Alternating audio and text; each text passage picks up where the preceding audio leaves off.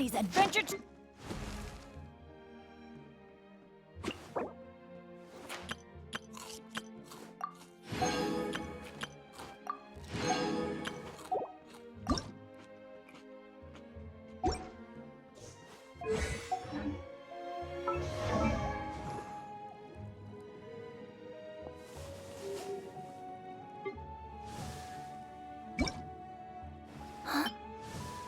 Won't I get...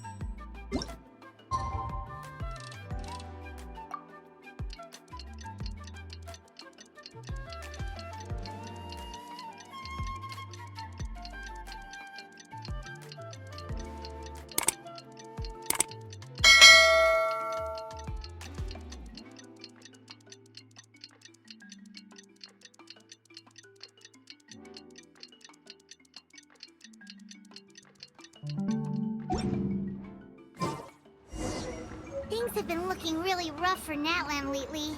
There are more and more commissions from the Adventurers Guild, and they're all related to the Abyss. Just waiting around won't do us any good. Let's go and see if there's anything we can do to help.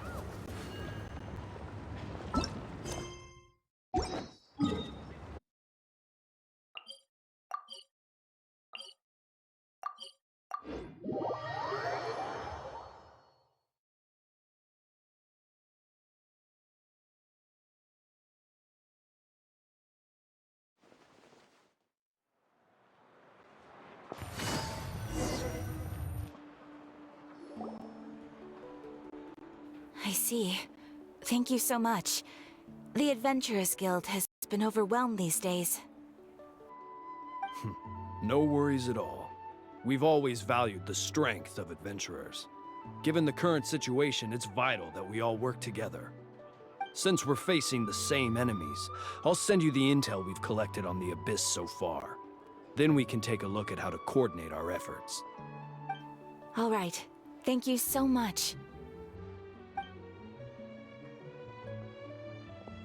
Hi, Catherine, it's us! Got any new commissions? Ah, you two have come just in time. I've got some good news. The Pyro Archon has finished assembling her forces and stationed them all across Natlan. Given how the Abyss has ramped up its activities lately, we can no longer afford to act only after receiving news of an invasion. So the Pyro Archon suggested that the Scions of the Canopy and the Adventurers Guild focus on collecting and disseminating intel. That way, we can stay informed of everything that's happening across the land. Once we receive word of enemy activity, we can notify the nearest camp and the stationed forces can take immediate action.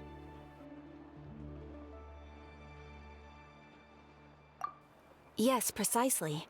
This should also allow us to focus on gathering information, rather than running around and trying to tackle everything at once. So please also take a chance to relax, you two. You've been working hard these days, and this will be a good opportunity for some well-deserved rest. So that's the plan! Whew, we can finally stop and take a break!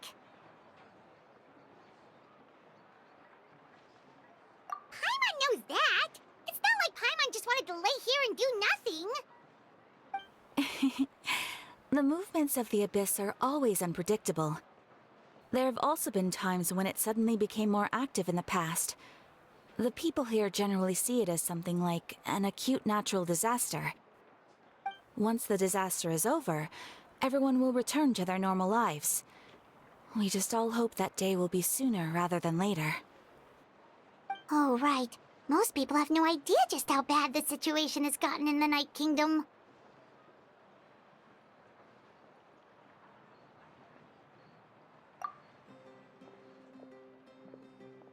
Oh, hey, Kachina! Are you feeling better now?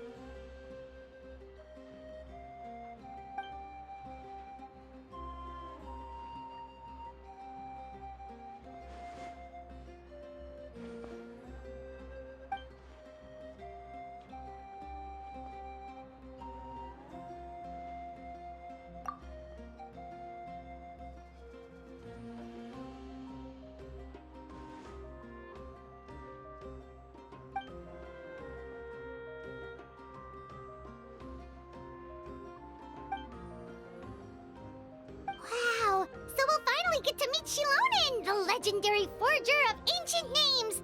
Paimon still can't believe anyone could forge those things.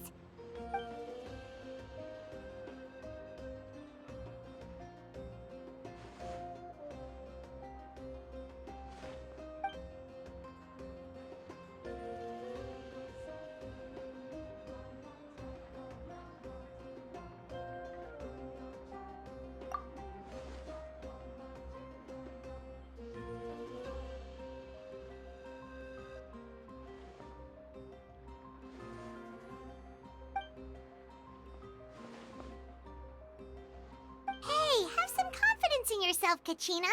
After all, you're already a victor of the Night Warden Wars.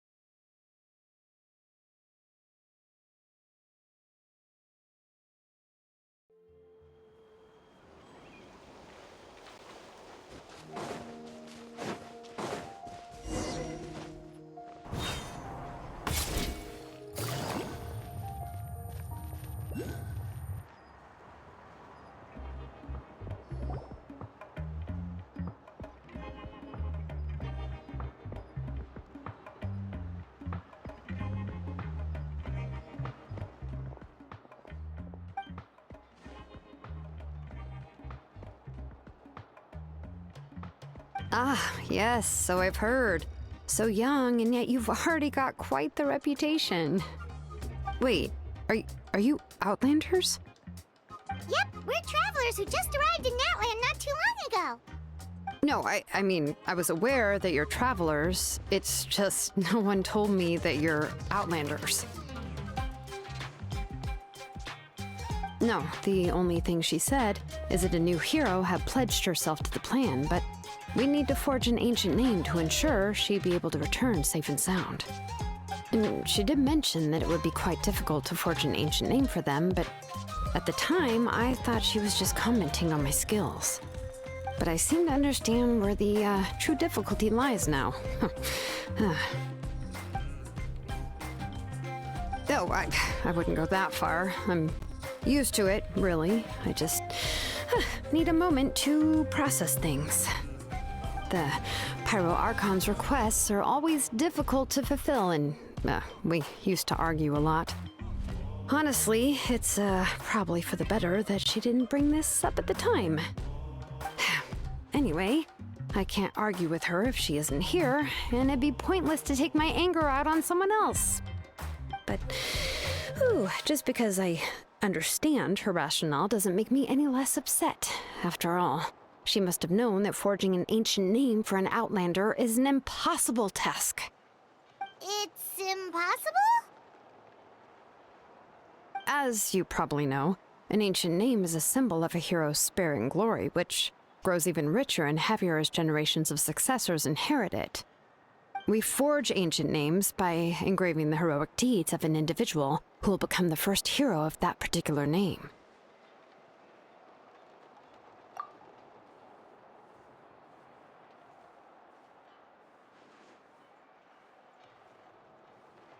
But they were all performed outside of Natland, correct?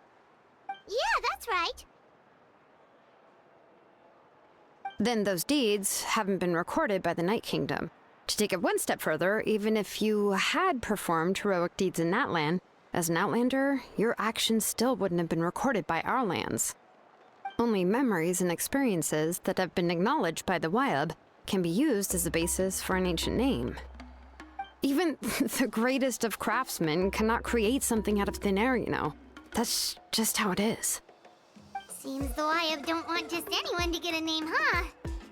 Mawika, of all people, should know better than anyone, yet she's still entrusted the task of forging the ancient name to me. Oh, Paimon gets it. Nobody's happy being asked to do the impossible.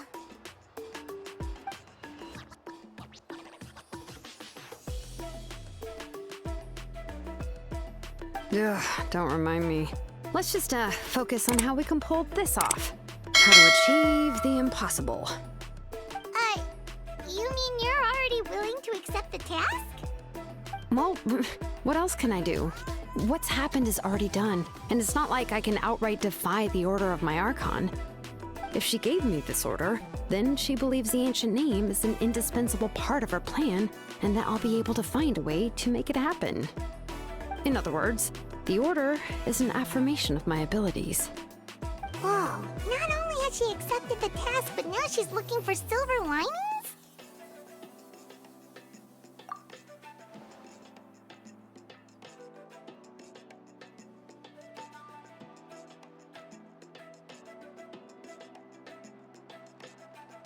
The key is getting the Wyab to somehow acknowledge the traveler's existence and record her heroic deeds.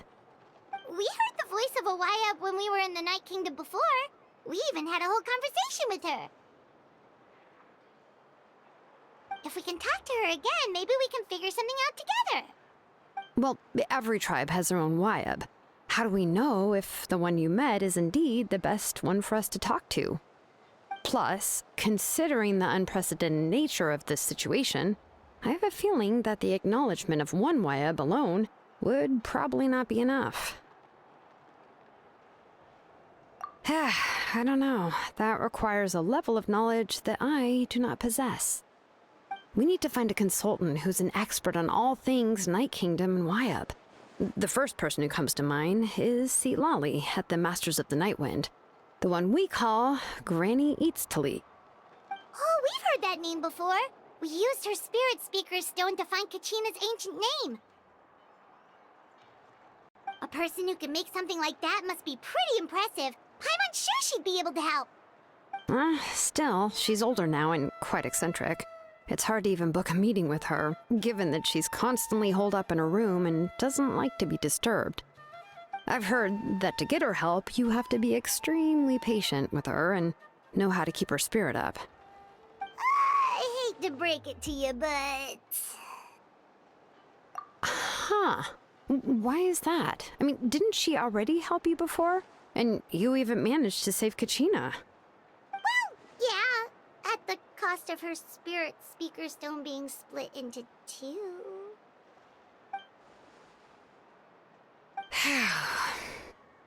Great going, Moeka. We're already off to a rocky start here.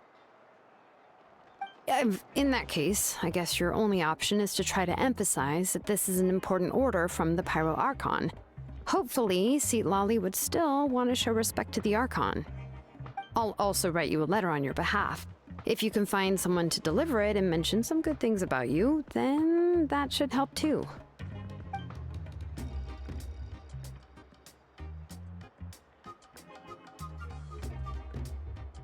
Paimon sure hopes a Hal won't interrupt when he's talking, though. All right, Kanich is a seasoned negotiator. I trust that he'll know the best things to say. Please just give me a moment to write the letter, and we can meet up near the Statue of the Seven later. Sounds good. We'll take a stroll in the meantime.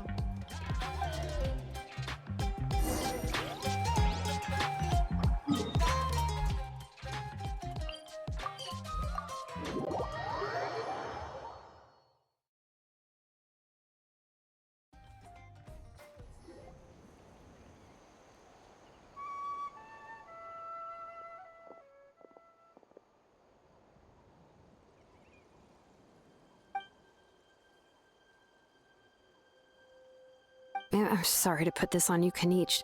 It's just that you're probably the only person who knows how to deal with her.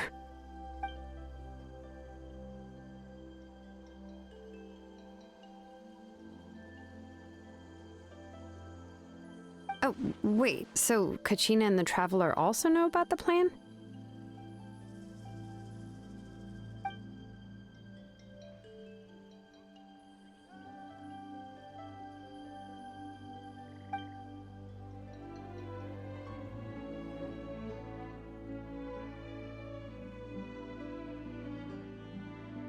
Right. She mentioned there are 6 heroes and that Shilonen is one of 4 that have already been acknowledged. Oh, well, then I suppose there's no need to keep any secrets between us. Having companions walk by your side is perhaps the best solace when facing such a bleak reality.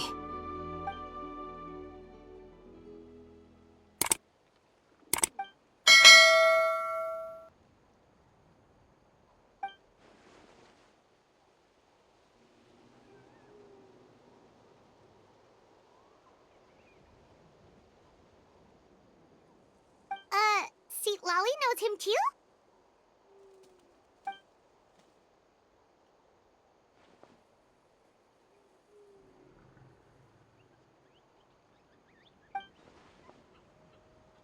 Given how the Masters of the Nightwind love to babble about dreams and revelations, they're already a pretty strange bunch to most.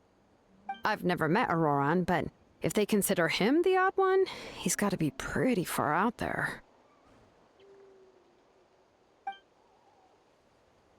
Huh. Makes sense. But Paimon wonders how Lali could be the first one to notice Auroran's disappearance if she spends the whole day in her room.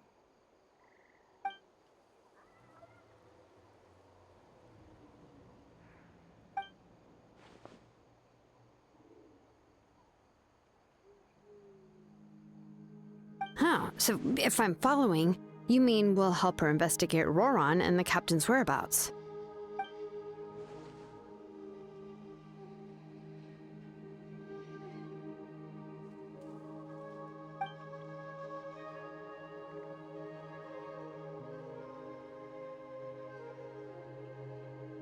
Yeah! Plus, we kinda owe her one anyway to make up for breaking the spirit speakers down. Ah, this is a pretty well thought out plan, as expected of Molly Poke Nietzsche. Then, yeah, I'll leave my letter to you. Let's hope Seat Lolly can meet at the stadium in 2 days.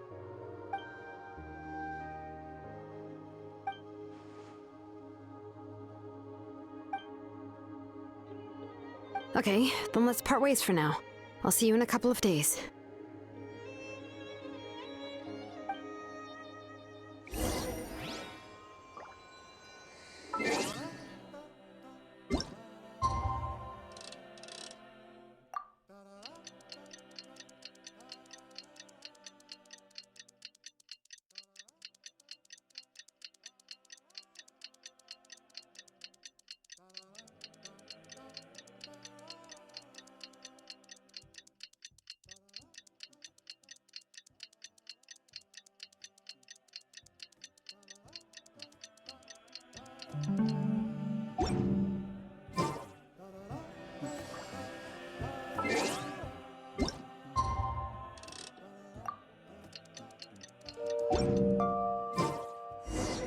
Oh, it's time to meet up with Shilonen. Let's ask her how things have been going.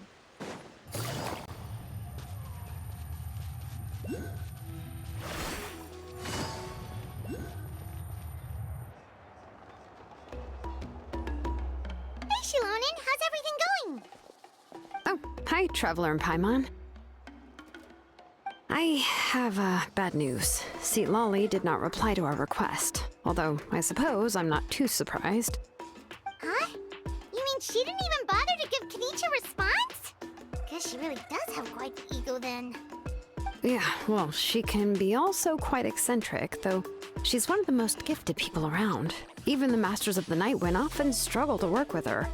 My guess is that she probably has other reasons for not deigning us with a response. But let's go to the stadium and see if we can meet her there. If we do get a chance to talk to her in person, we can still try to work something out. That's true. Let's go!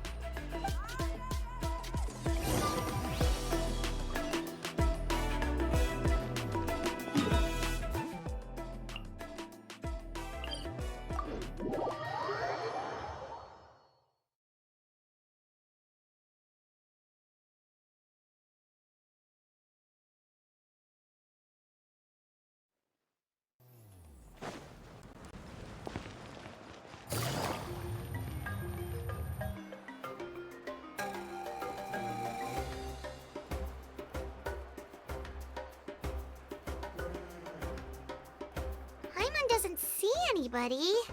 Seems she's just not gonna show up, huh?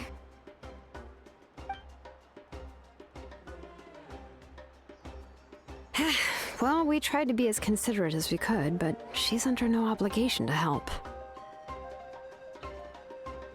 That might be true, but this is still a request from the Pyro Archon, right? Shouldn't a subject always answer the call of their Archon? A subject? Well, if you ask me, I'd say we're all more like friends with the Archon. Yes, Mawika is our leader, but that doesn't mean there's any kind of tall barrier between us and her. The only thing is that she often has very high expectations of us. Huh. So even though she's super powerful, it sounds like she's actually pretty down to earth and easy to get along with. Unlike that old hag Granny Eatstily, right? Does she think she can ignore us just because she's famous? You all talk about her like she's some kind of huge deal, but she didn't even bother to reply to our letter! Seriously, if she didn't want to come, she could at least let us know. If that's what aging does to you, Paimon never wants to get old.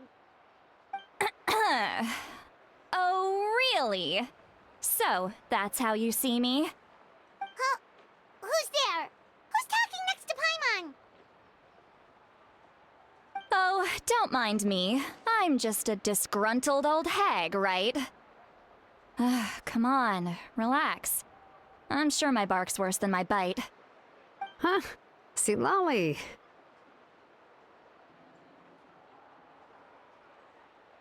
Wait, you're Seat Lolly? You're Granny Eatstily? Yes, Granny Eatsley. But emphasis on Eatsley, not Granny. Ah, you must know this trope from light novels, surely. They use it all the time. The young man who's actually the oldest person in the room. The girl next door who turns out to be a seasoned veteran. The wise sage who looks like a little kid. Oh, wipe that look off your face! You've seriously never seen an older lady that doesn't look her age? Okay, well, don't go thinking it's a trick either. See? I'm barely wearing any makeup. Did I forget to mention, she's called Granny, but she's actually pretty young. It was an honest mistake. I guess we've just gotten used to it. I'm sorry. So, how old are you actually? What? How dare you? Don't you know it's rude to ask a lady her age? Paimon really didn't mean to offend you, it's just that your case seems really unique. Oh, Paimon just wanted to apologize, but now she's putting more and more of her foot in her mouth. Really, Paimon just got a little mad since we thought, well, you were gonna leave us out to dry. It was my idea to invite you here, Seat Lolly. So if you're upset, you can just take it out on me. All right. I was only joking. I didn't mean to chastise anyone. There's really no need to take all this so seriously. If anything, I'm gonna feel awkward if we keep this going. I received Kenichi's letter and was planning to attend this meeting. Since I had already decided to come, I figured there was no need to draft a reply that simply said, "Understood." Besides, just showing up is the most important part, no? But, of course, it's also natural for people to get held up by one thing or another as they're trying to leave the house. It certainly was a bit awkward to see that everyone else had arrived before me. At first, I was thinking of quietly sneaking over, but since you were already here waiting for me, I started to think about how I should phrase my apology. Only to hear you all talking smack about me. Anyway, that's the whole story. Honestly, it's not like I owed you an explanation anyway.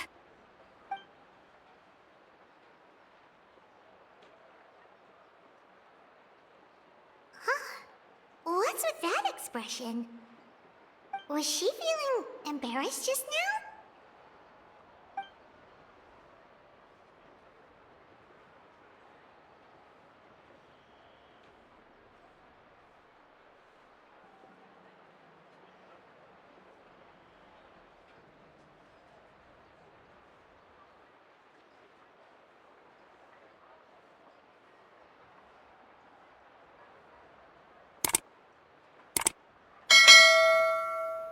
When the Masters of the Night Winds say they struggle dealing with her, I wonder if the feeling is mutual.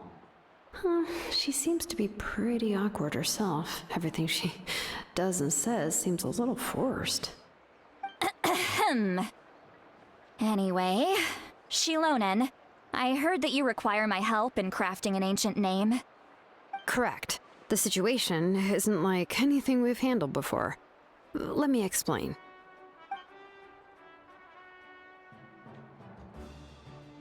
I see. So Mawika has asked you to forge an ancient name for an Outlander. Well, that would be a first. And you've also heard all about Auroron. I must say, he's always been a good kid. I can't see him joining the Fatui of his own volition.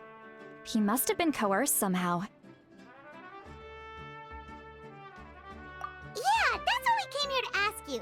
We'll help bring Auroron back if you help us solve the problems of forging the ancient name. What do you think?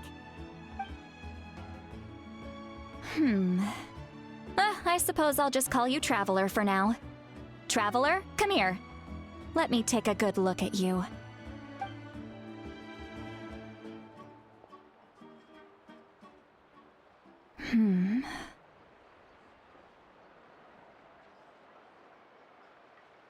Wealth leads to unending conflicts between people. Yet you alone transcend the value of gold. Baleful thunder and wrathful waves bring terror to mortal hearts. Yet, again and again, you've braved them to find new worlds. O weary yet free soul, even the most verdant leaf in the forest will pray for your happiness and safe passage.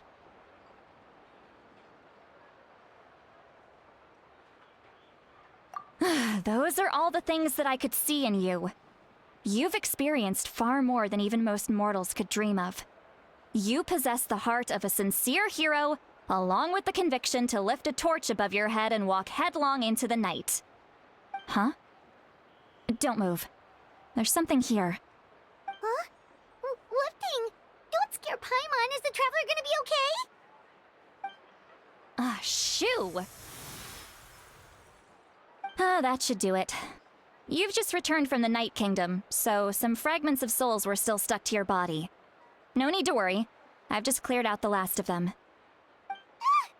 Isn't that kinda like having part of a ghost come back with you?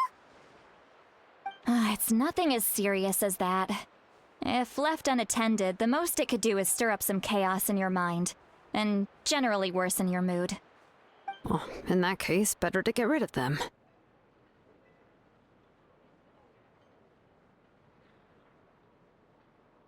It was nothing. Shilonen, let's follow your proposal. Once you've brought Auroron back, I'll take you to see the Lord of the Night. The Lord of the Night? But don't we need to talk to the Wyab of the tribes? Something this important is beyond their jurisdiction. Only the Lord of the Night can decide whether we can grant an ancient name to one who does not hail from our lands. The Lord of the Night is an ancient entity that rules over the entire Night Kingdom, constantly borrowing the power of the sacred flame to combat corrosion from the abyss. Oh, so you're basically saying it's even more powerful than the Wyab of the tribes. Well, that sort of makes sense, being the lord of the entire Night Kingdom and all. Not exactly.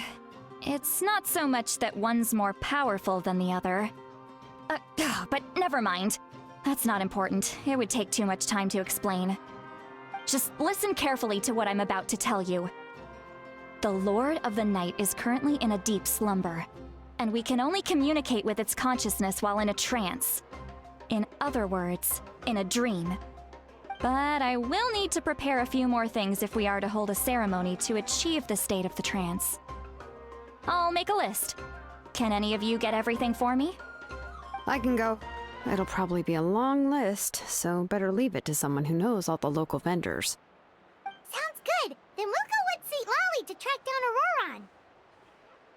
Phew, the Fatui are nothing to scoff at, so please, be careful during your investigation. If you need any help, just come find me. Yep, we'll be sure to play it safe.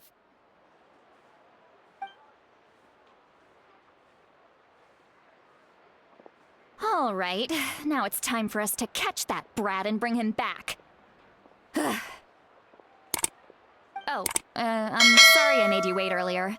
It was actually because I decided to swing by Auroron's place to look for clues. He has always lived alone, and I found a broken jar in his house. There was also something off about his phlogiston aphids, which I assume is because their keeper has been gone for quite some time. And interestingly enough, I saw some slash marks in the house that did not match any of our local weapons. My guess is they were left by Snezhnayan arms. Oh, sounds like the Fatui broke into his house and took him hostage.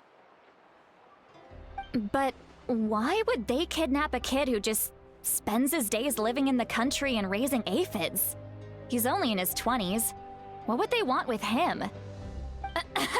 That's not to say that I believe he's totally innocent, of course. Since he's the only one who was kidnapped out of everyone in Natlan, he must have done something to attract their attention. In any case, we'll get to the bottom of this once we manage to get him back here. I'm truly sorry to put you two through all this trouble with me. But please help me get him back. You can count on us! All right, then let's start by heading to where Auroron was seen last.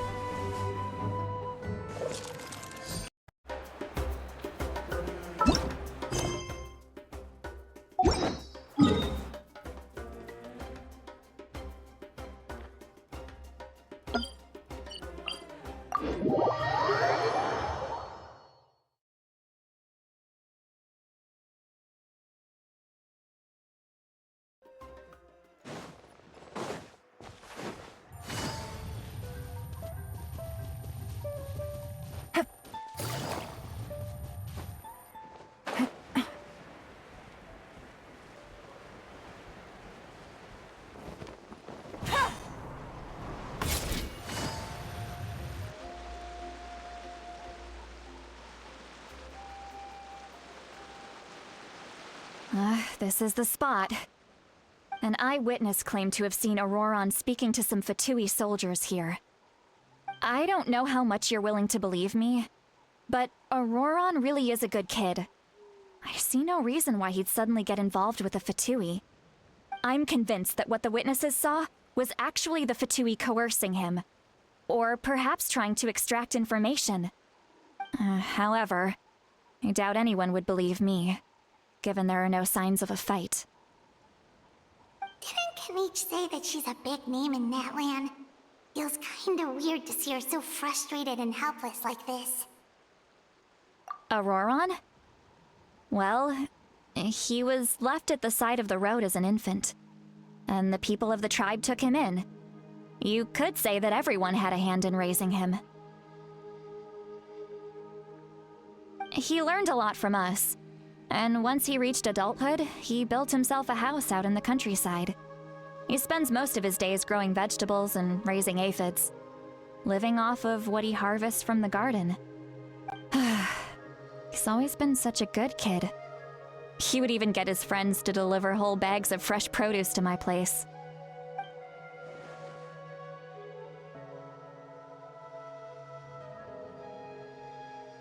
Oh well, let's keep looking. He can answer all of our questions once we find him. He's been raising phlogiston aphids for a long time, and since they were disturbed, they secreted a special type of phlogiston. We can use that substance to track his movements. Let's follow the phlogiston trail. Huh? What trail? Paimon doesn't see anything. Oh, right. I forgot your eyes don't naturally perceive such things. Here, give me your hand.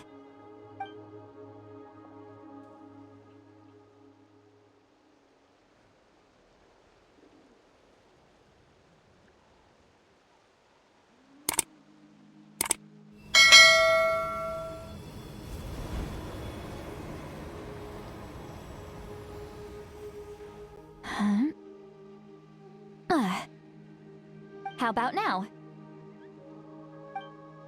What do you see?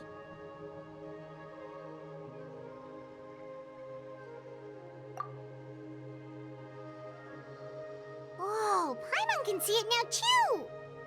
That's right. I used a spell to temporarily transfer a portion of my senses to you. For a short while, you'll be able to see the phlogiston too. Wow, you can even share your senses with us? First time Paimon's heard anything like that. It requires a very rare spell that most people aren't adept at. But don't worry, it's a cinch for me.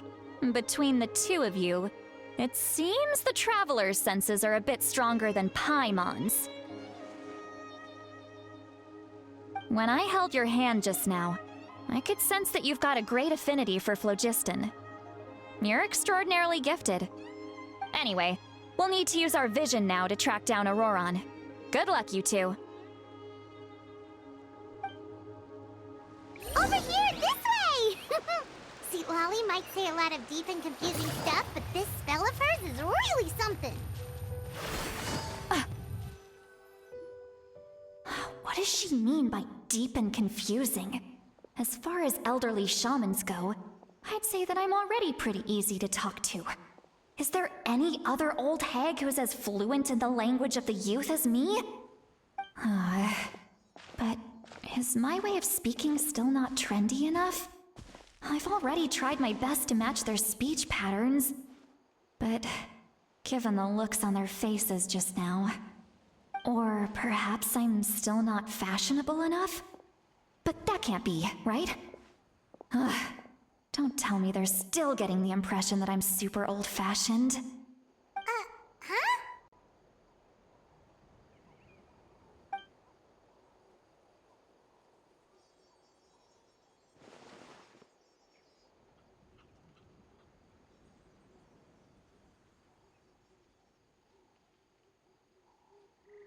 Was that Seat Lolly's voice?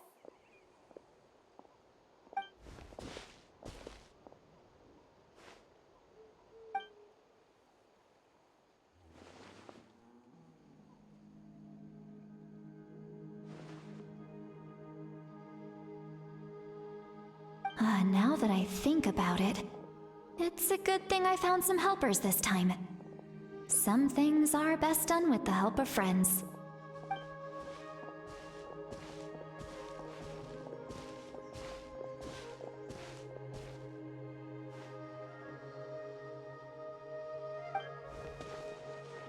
Oh?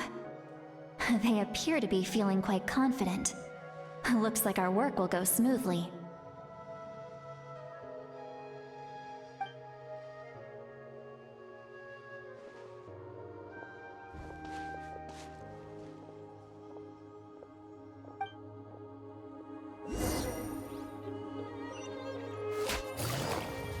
Hey, looks like there's a new camp.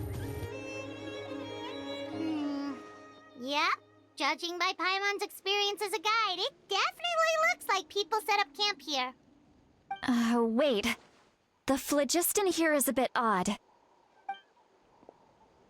Let me see. Paimon sees a small shape here. Could it be some sort of symbol? This is a distress signal for the Masters of the Night Wind. Only someone from our tribe would recognize it. So Auroron was indeed being threatened. We've got to find him. Fast! Leaving such a subtle mark implies that he was trying to be discreet. In other words, he was probably under the Fatui's watch. If they notice us, we can just charge in and fight them to the death. But what if my darling grandson is also there? I can't have him caught in the crossfire. No, I've got to be careful. Otherwise he'd get hit as well. How annoying. No, I've got to stay calm and keep my composure.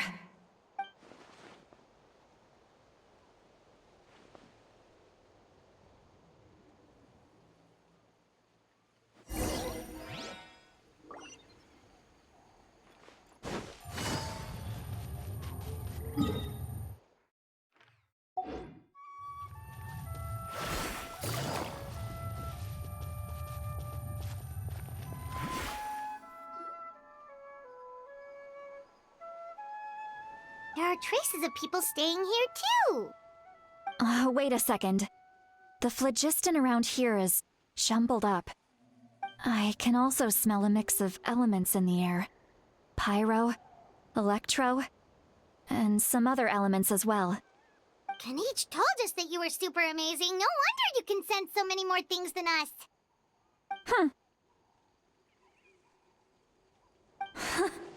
It's about time that little brat said something nice about me.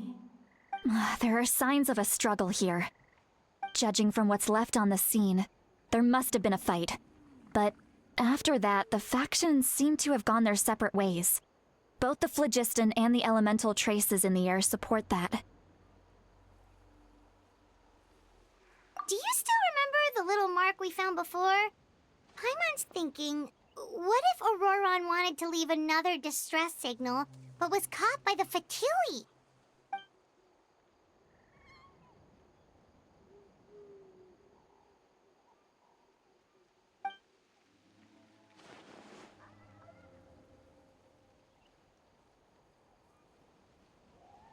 Given there are two signals leading from here, we should split up as well.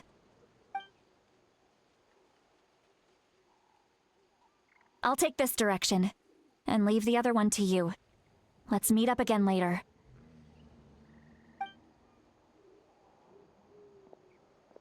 Auroron, what the heck were you doing? It's one thing to trouble me, but now I had to bring other people into this as well. You little brat. And off she goes! Traveler, did you hear all of that as well? Once Lolly left, that voice went away as well. Paimon even tried calling her name inside Paimon's head, but there was no response. So you were thinking the same thing! Paimon also thought that if we could hear what she was thinking, then she could probably also hear what we were thinking in our heads. She did say that she was quite adept at this spell, and it doesn't sound like she's had any trouble with it in the past. Huh, maybe we're a special case and can hear her thoughts as a side effect. If you think about it, she's really got a lively inner world. It paints quite a different picture from Paimon's first impression of her.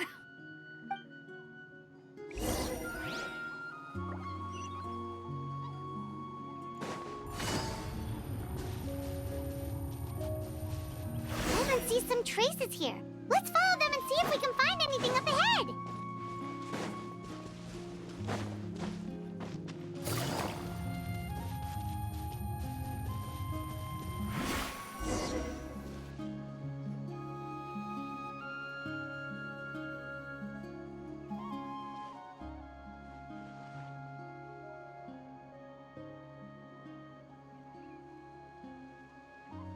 Did you find something?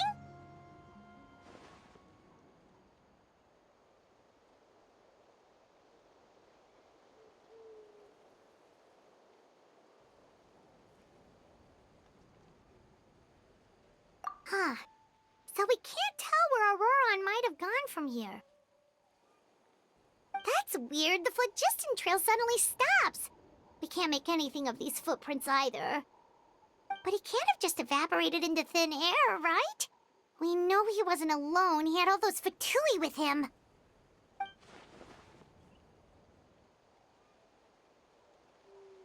So, you can hear the sounds of the wind from beneath the earth.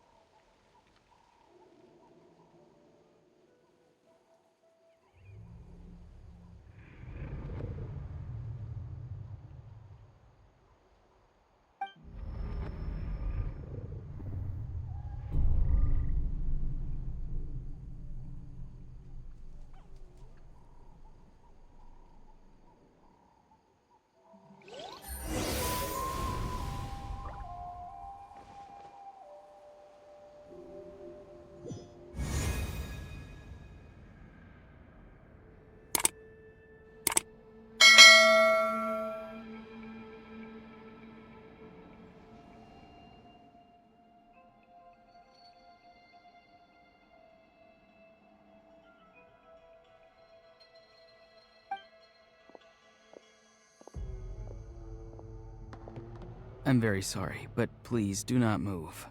I have no desire to hurt you. I apologize that our first meeting has to take place like this. It's just that you're much like one of those animals with ears that perk up as soon as it senses danger in their environment. And given your combat proficiency, I would not have been able to gain an advantage over you if you were anywhere else in the world. However, you're now in the Night Kingdom, a familiar domain to the Masters of the Night Wind. Hello, traveler. I'm Auroron, the one you've been searching for. Ah, the Fatui's custody. I see. So even Granny has told you that I was coerced by the Fatui. I'm afraid you've been brought here by a lie, like a false omen in the lingering smoke. My friend and I only left those traces to lure you here. Deceiving you was never our true intent, however. It was simply the fastest and most feasible way for us to set up a meeting. Greetings, traveler from afar. Be careful with this traveler. Her soul is temporarily restrained by us, and it appears to have become more fragile in the process. It's taking all my concentration to hold on to her. It was I who tasked Auroron with leaving the traces to lead you here, and I who used the Master's ritual to bring your soul to the Night Kingdom.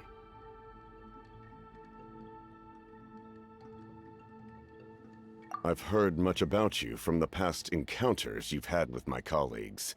Given the present situation in Natlan, I would like to sincerely request a formal meeting with you, in person. I will use the opportunity to explain my goals and motivations to you, as well as why I mistrust Malwika, the Pyro Archon. I believe there is little reason for you to blindly follow her plan. If you would like to hear our intel, then find us to the east of the stadium. But remember, not a word of this to anyone. I would like to avoid any further conflict. You will see me again once you return to reality. No matter what I say, please, help me keep this a secret. This is all to avoid dragging Granny into this conflict.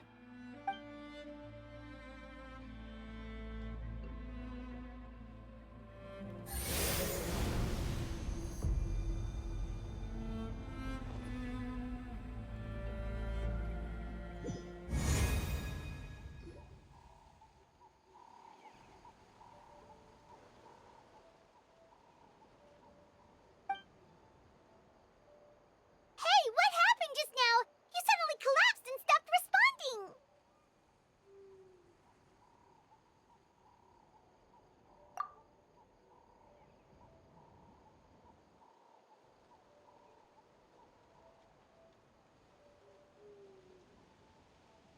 Hey, why are you sitting on the ground? Are you okay? See, Lolly! She froze for a moment and then just collapsed to the ground. Could it have been those leftover remnants from the Night Kingdom? Do you have any itches or pain anywhere? Don't worry. We can take a short break. Sorry, I know I asked for your help. But had I known you were feeling unwell, I wouldn't have taken you on this trip with me.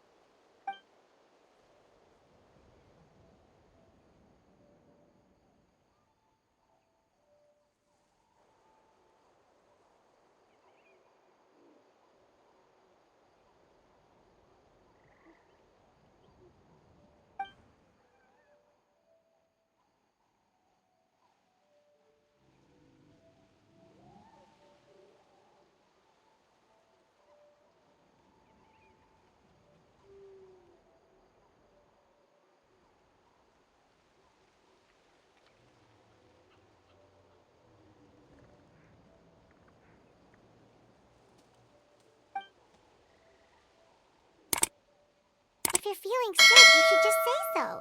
See, Lolly should be able to, exorcise any ghosts or weird stuff that you picked up in the Night Kingdom. A seasoned traveler must know the importance of not pushing yourself beyond your limit. If you need anything from me, just say the word.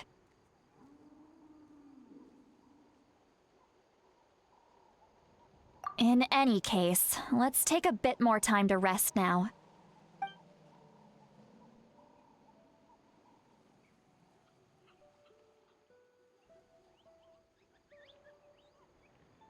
Need to be more careful next time. Feeling better yet, Traveler? All right, let's get ready.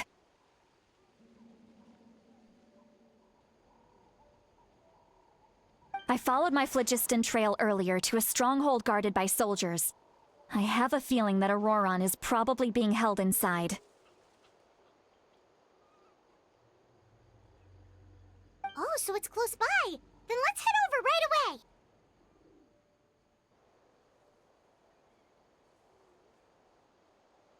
Well, I recruited you to be my helper, which means we're in this together. Like the wind and the clouds. We either move as one or not at all.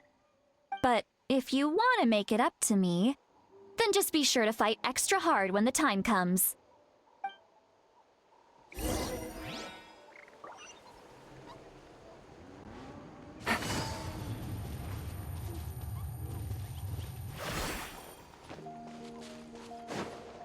Take it easy.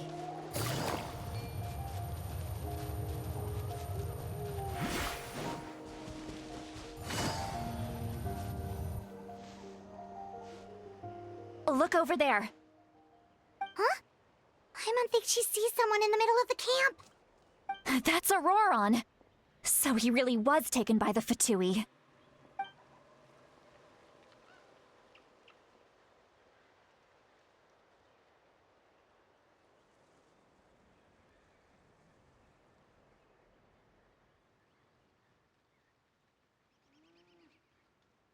All right, we'll take the lead.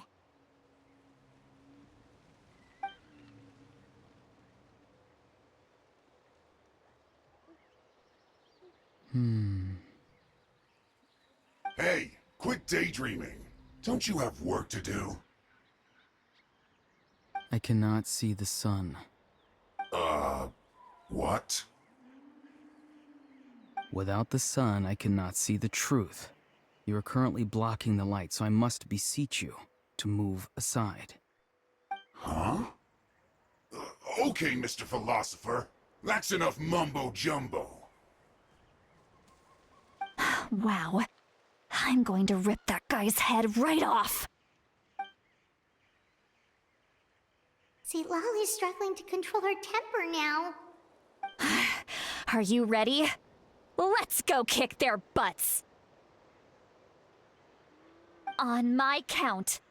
3, 2, 1! Still trying to resist? You've got no idea who you're up against!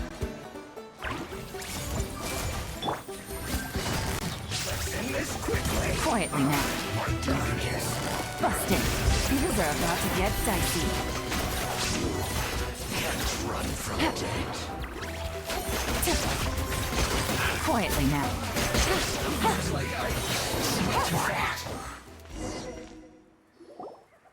Auroron!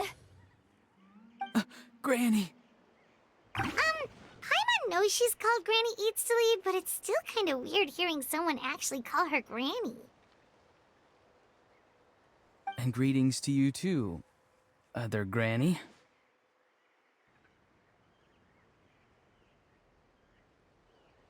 What did you just call her? Granny. Is that not right? You are Granny's friend, are you not? You seem to be approximately the same age as her, so I figured you're also a Granny. How many times have I told you? It doesn't work like that. There are a lot of people who look about the same age as me. You can't go around calling everyone Gramps or Granny. Oh, wait. He's not a child, is he? Don't tell Paimon he's one of those people who look like an adult but are actually only 8 or 9 years old. Oh, your words have pierced my heart like a thorned vine. Given how hard those thorns are to remove, I may just need to find a pair of tweezers. Why are you so upset? You can just say yes or no.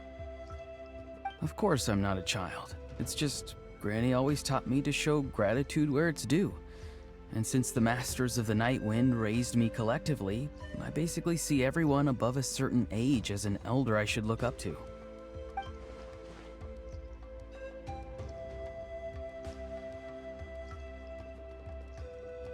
Exactly. But if you keep that up, then everyone's going to be your senior. And do you think saying all of this is gonna save you from a scolding, Auroron?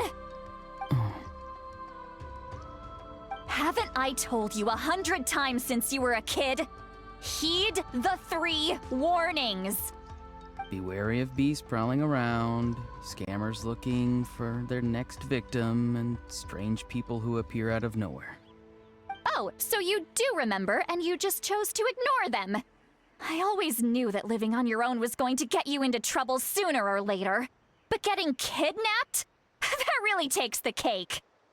You won't always be able to rely on other people coming to your rescue, you know.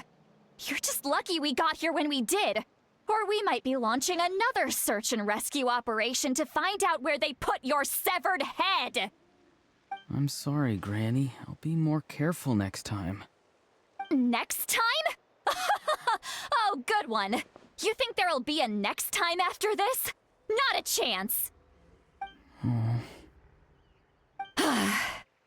They didn't hurt you, did they? No, they just asked me a lot of questions about Natlan's terrain and made me draw a map of the ley line distribution. Okay, now answer me honestly. Were you the one who helped the captain escape after his battle with the Pyro Archon? Yes. So why did you do it? Because they said they would need my help from there on out. They also said that if I refused, they'd just come to you, Granny, and they'd already figured out a way to make you do their bidding. Hey! I'm no ordinary Granny! Would they really dare to come after me? And you! Did the gods give you a brain just for you to not use it? Did you really believe everything they said at face value? and not stop to think? Thankfully, the Pyro Archon only asked that we find the mysterious individual from the Masters of the Night Wind, and didn't slap your name on a wanted poster. Don't think for a second that she doesn't know what's happening. Even if the truth that you see will soon manifest into reality, there is still no need to preemptively panic. Have you forgotten the words that I've taught you? I'm sorry. Forget it. We can submit the details of this camp and the defeated Fatui as evidence of your innocence. Let's clean this place up and get back to the city. Auroron, you better remember this lesson well and seriously reflect on your actions. Also, once we return to the city, come to the speaker's chamber with me. I'll need you to explain everything. Sounds good. Should I bring some of my homegrown vegetables as well? Your vegetables? Yes. I grow a lot of fresh produce in my garden. I hope the Pyro Archon won't be too picky about the selection. Now's not the time to be thinking about that. If you do come face to face with the Pyro Archon, the first thing you should do is... Recite the 3 warnings. Huh? No! You should emphasize that you were not in cahoots with the Fatui! How exactly did the Masters raise this guy? Oh, right.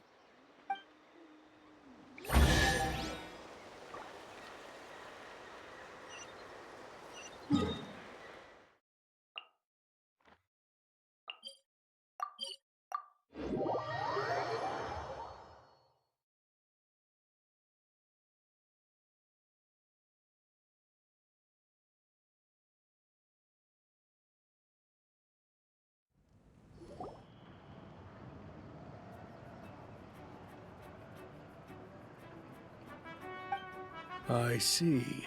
So Auroron came to the captain's rescue because he promised to help him in exchange for Citlali's safety. That's right. I'm sorry. Now that you know Auroron was only trying to protect another member of his tribe, could I ask you to petition the Pyro Archon for her forgiveness? We'll give her a full report. We'll let you know once she's reached a decision. Will I need to stay here? Technically, yes. But if Miss Citlali is willing to serve as your guarantor, then we can release you from custody. Sure. I'd be happy to do that. I don't have any more time to waste here. I still have other things to do. Understood. Thank you very much. Mr. Auroron, please report back to the Speaker's chamber as soon as you've received notice of the Archon's decision. I understand. Thank you. And thank you too, Granny. Well, at least you won't need to hide your face anymore. Traveler, Paimon, thank you very much for your help. And don't worry, I haven't forgotten about my side of the deal. Once Auroron is settled, I'll go talk to Shilonen and get started on forging an ancient name for you. Oh, thank you!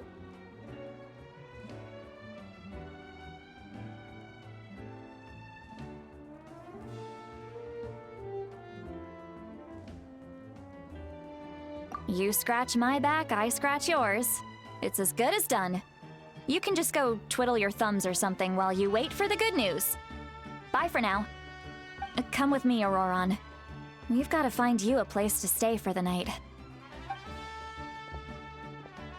Goodbye, Mother Granny.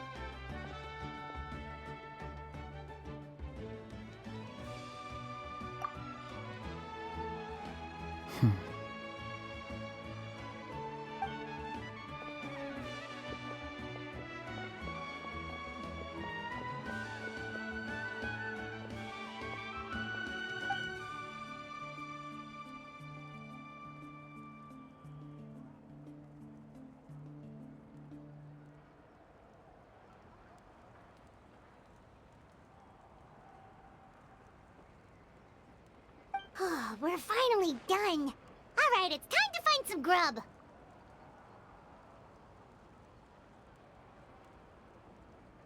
Huh? What is it, Traveler?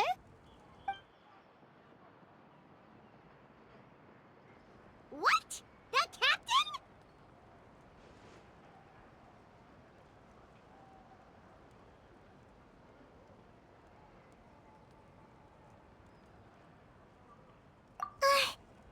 sorry. Paimon just didn't see that coming. So you really saw him in the Night Kingdom? And he didn't attack you? Oh, that Auroron, what is he up to? He sounded earnest enough just now. Paimon would have never guessed anything was happening. All that stuff about protecting Seat Lally and being forced to help the Fatui, when he's actually been a willing accomplice all along. Yeah, you're right. Still, Paimon appreciates you telling her about this. Paimon will support your choice no matter what, so if you want to go, we can go together. We still have another whole day before the meeting, so we'll just meet with them when the time comes.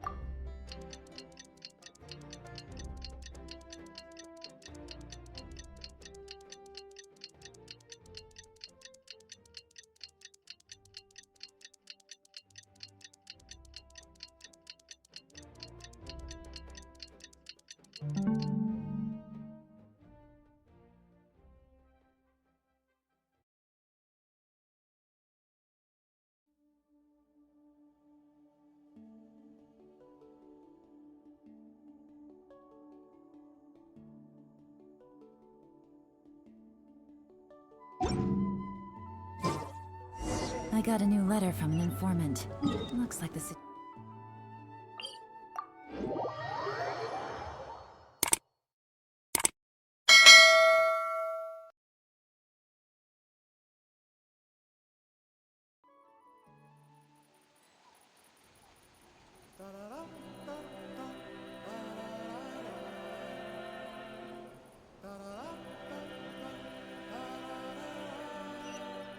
Take it easy.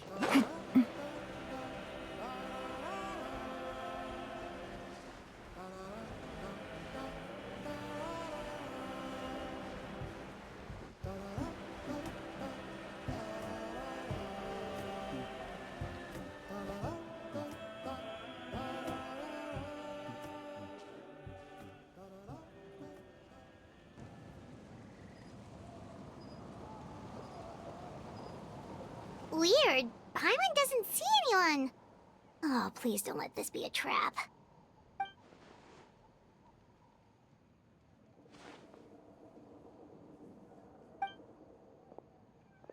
What was that? Good evening. Nice to see you again. It's you. You shouldn't pop up from behind people like that. What are you, a ghost? I'm terribly sorry. It's just a force of habit.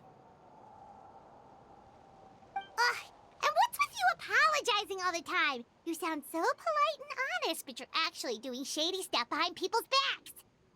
You're right. Granny tells me that too. Huh. Come to think of it, you remind me of her. Sometimes you two sound really similar, you know. Oh, so you're gonna call Paimon Granny too now? Well, I could.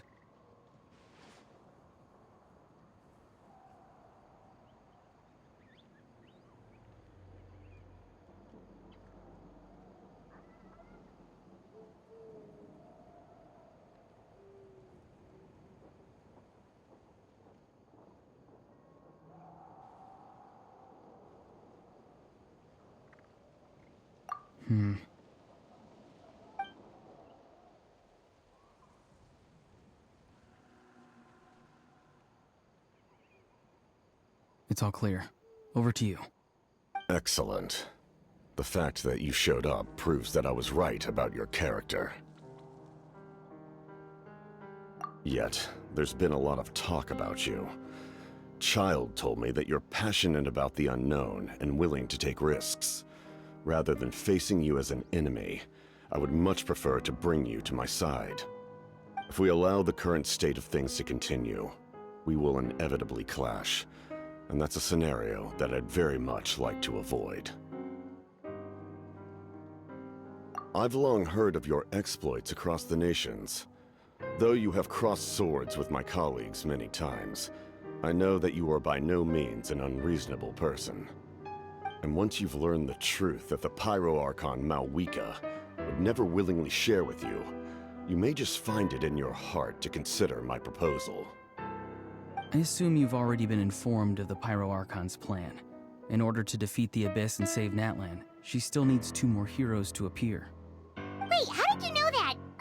Never mind. Guess that's not important now. I've long kept a close eye on her plan. To be frank, it's an exceedingly risky plan. Will the heroes really appear?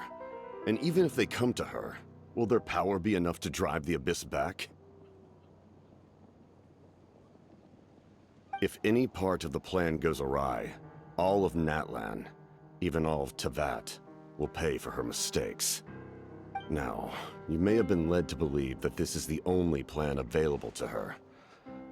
But what if I told you she's had another emergency plan all along, the details of which she has chosen to keep hidden from you? An emergency plan? Yes. A way to keep Natlan intact, even if her original plan fails. But given the painful cost of its execution, she has chosen to keep it as a mere backup plan.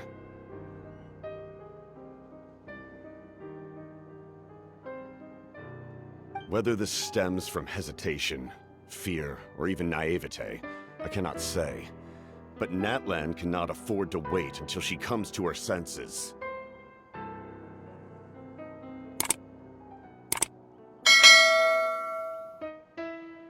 My fear is that given the enormity of the decision, she will be reluctant to confront the dire reality we face until it is too late. There will be no time left to execute the backup plan, and all of Natlan will be lost to the Abyss. We have to make the decision for her, here and now.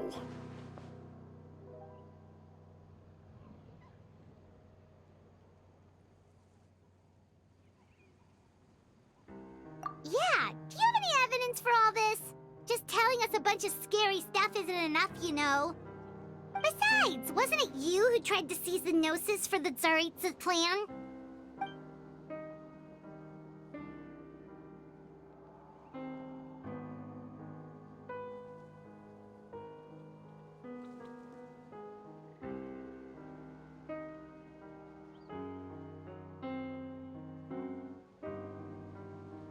I knew you'd be clever enough to see.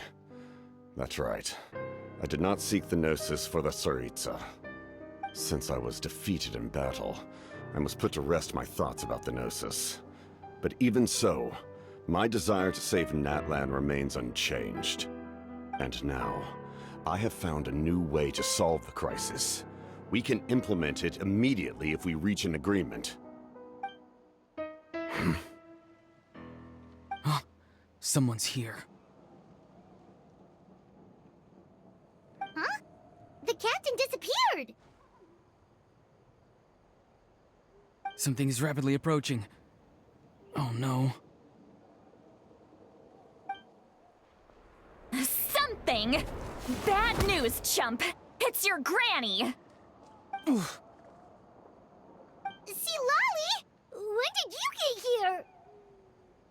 I knew something was amiss after we were separated.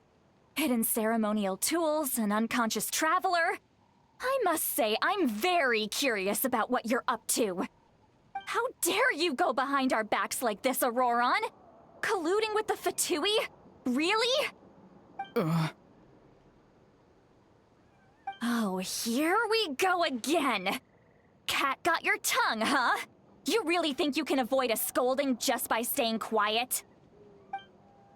I'm not trying to avoid anything. Oh, and now you're talking back. Well, go on then.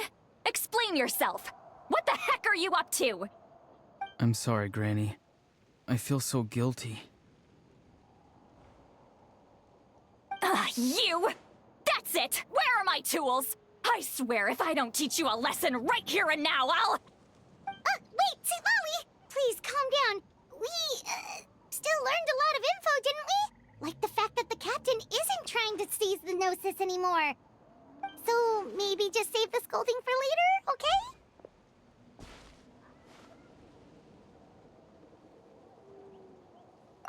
Listen well, Auroron. You're only getting out of this now because of the Traveler's plea. This isn't over. You hear me? You're right, Traveler. Let's go. We can discuss this more back in the city. You two keep an eye on Auroron for me, okay?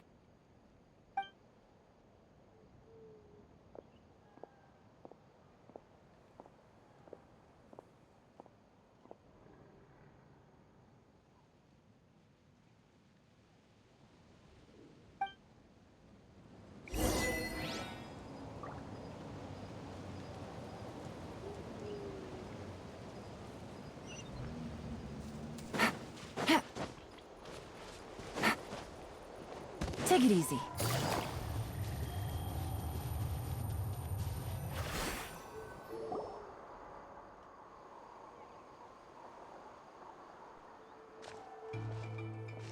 In all my years, I've never had a child cause me so much grief. Do you seriously not see what's at stake here? You've got a head on your shoulders, Auroron. Use it! Why did you help the captain? And I want the truth this time.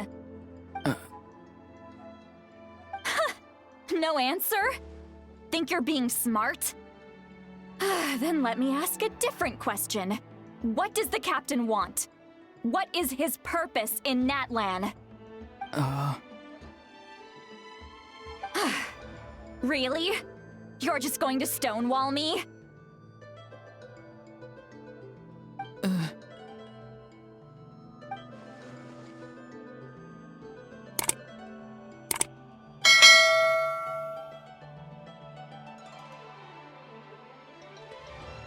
Just use your brain for a second.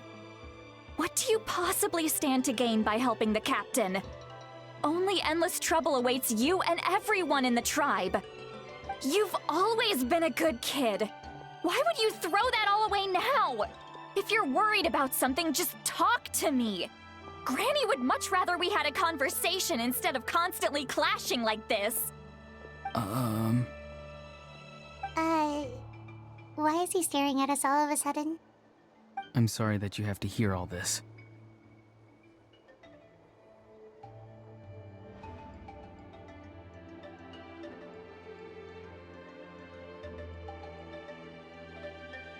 You're very kind.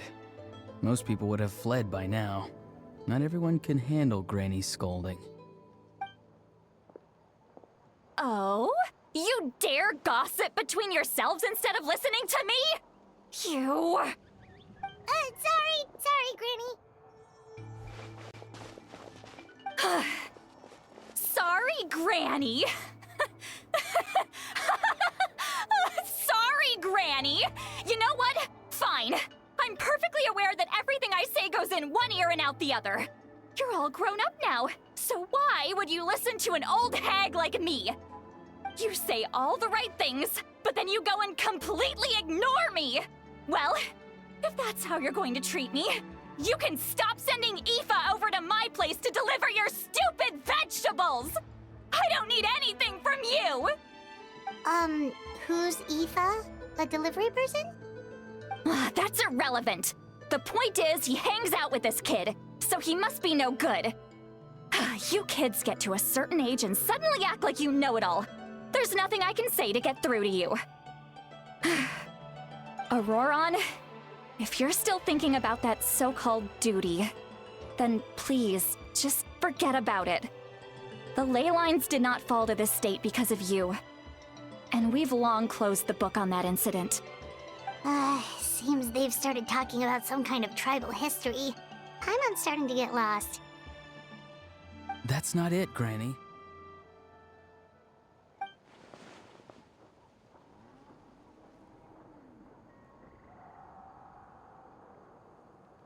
I know you tend to get down on yourself when you're upset, but I can tell I really hurt you this time. All I can say is I'm sorry. His voice. Auroron! Where have you gone? It sounds like he's somewhere super far away, but isn't he right here in front of us? I'm really sorry. It's up to all of us to do everything we can to save Natlan. So I've got to go. Get back here this instant! Auroron! Ugh, what is this? Powder from plant spores? Is that the trick he used? What just happened?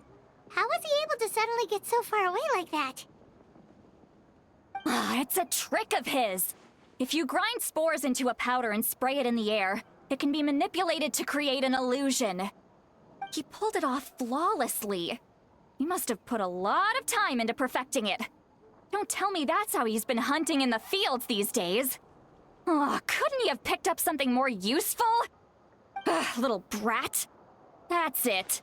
The next time we meet, I'm definitely going to break his legs.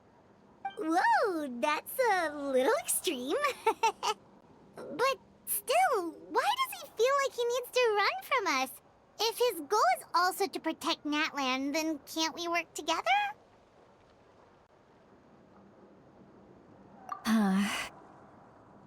I'm sorry for interrupting your conversation with them earlier.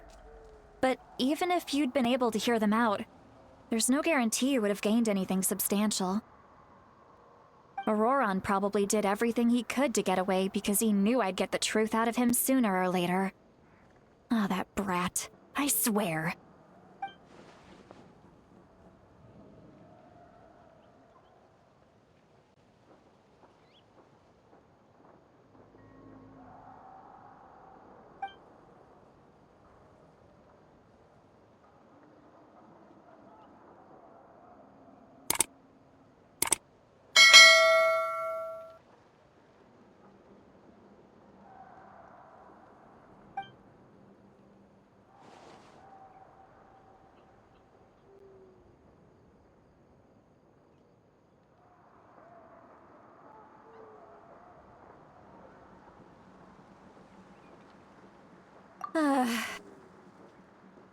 We've got quite a long walk back to the city.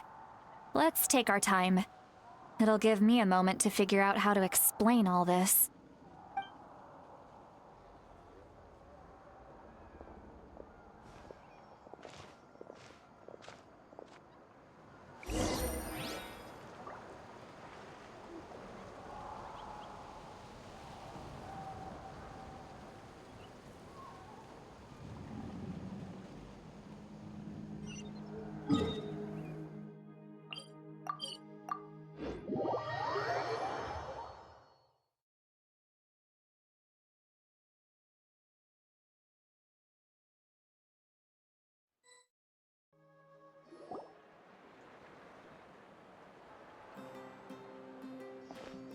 Do you two have some time?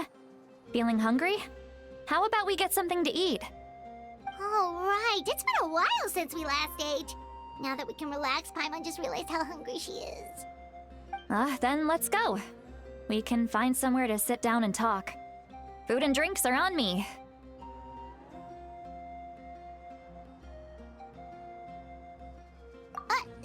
Really? You're not gonna take her offer? That's right. See, Lolly has gotten a lot quieter since Aurora ran away. She seems to be having a hard time. She's right. We're seasoned adventurers, so we're more than capable of paying our own bill. Hey, come on now. You won't even let me take you out for some food and drinks? I just wanted to treat you to a meal. Are you sure? We can save you some Mora. Mora is the least of my concerns. Besides, we're definitely due a meal after all the time we've spent together. Let me get this one. I might be an old hag, but I like to think I'm not completely useless. Sure, that's fine with us, but Paimon doesn't want you to be sad, Sweet Lolly. Don't worry. I'm sure a juicy grilled steak will work wonders.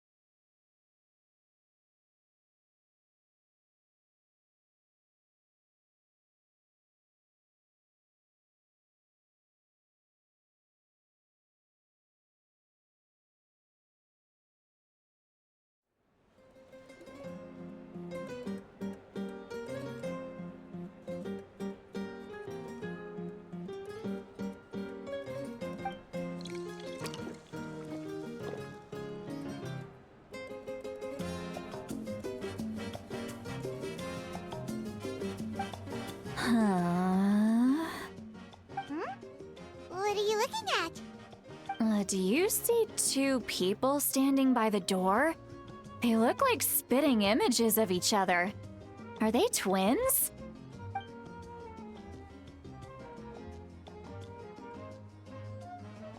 But Paimon only sees one person there.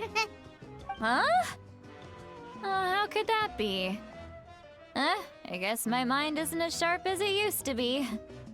Give me another bottle, boss! Do you think she's drunk? There you go, miss. Oh my, it's not every day you get to see Granny Itzley here with some friends. Not to mention ones who've made a huge name for themselves recently. Oh, so you've heard of us? Of course I have. Aren't you the ones who saved Kachina and brought her back? No wonder you hit it off with Granny Citlali. She wouldn't spend time with just anybody, you know. I don't even remember the last time I saw her with a new friend. Wait, so you call her Granny too? Well, given our ages, it'd probably be more accurate for me to call her my great-great-granny. She's one of the most famous people at the Masters of the Nightwind.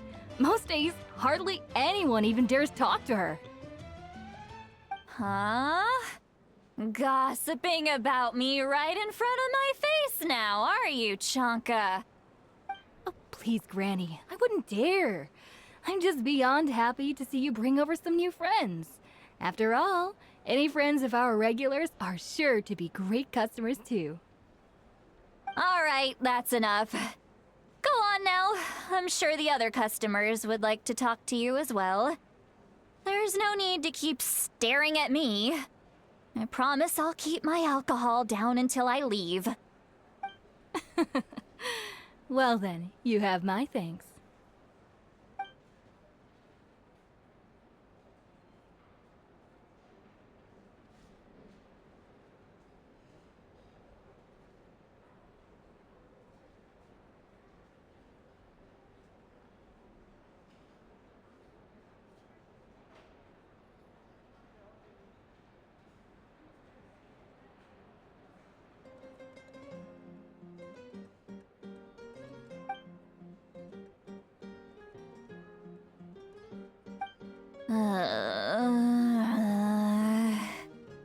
Citlali? Citlali? Who's that? You got some gall calling me by my first name. Let me guess. You want to test your skills against Granny Eatsley, don't ya? Are you still with us, Citlali? You're kinda talking to no one. You chumps come around here, picking fights with me? Well, you know what happens next. You lose, and then run off home to tell everyone about how I'm this big scary bully. It's always the same story. You brats start it, I finish it, and then I end up with the reputation of being some kind of terrible monster among the shamans. I mean, come on. Monster?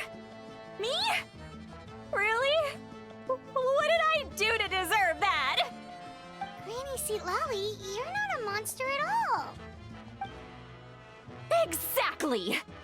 And while we're at it, I'm not some lazy slacker either. Between meditation, advising the chief, and speaking with the Wyab, I actually have a pretty packed schedule, you know! Oh yeah, and I have to mentor all the new kids! Hey, new kid! Yeah, you!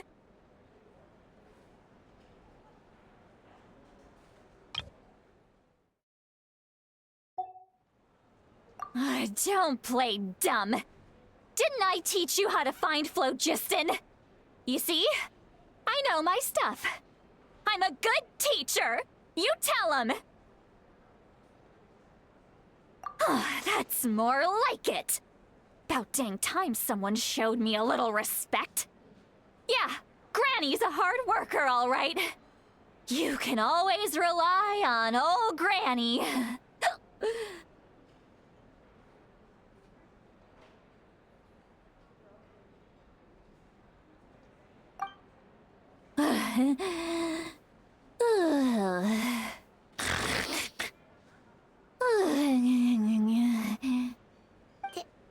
Did she just fall asleep with her eyes open? Oh, jeez. Behind this pitch-black curtain, a chapter of hatred reveals itself. Behind the smoke. The lingering smoke. Ah, she's meditating again. She does this whenever she's had a few too many drinks. Her mind's actually racing at this point. It's quite the opposite of sleep. Is this another specialty of the Masters of the Nightwind? No, I'd say it's an ability that's unique to Citlali herself. While she can easily pick up everyone else's skills and tricks, few have been able to master hers. Warning, warning. Red, the color of danger, has now arisen within that pair of eyes. Huh?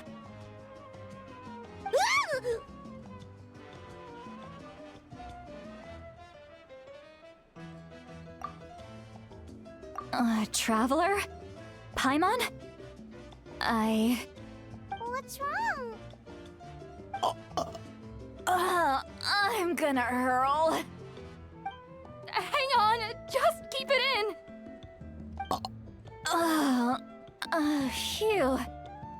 Okay, it's passed. That was a close one. You had Paimon worried. Paimon really thought you were about to barf all over the table just now. How embarrassing. I'm sorry you had to see me like that. That's never happened before, I swear. I've never thrown up, not once.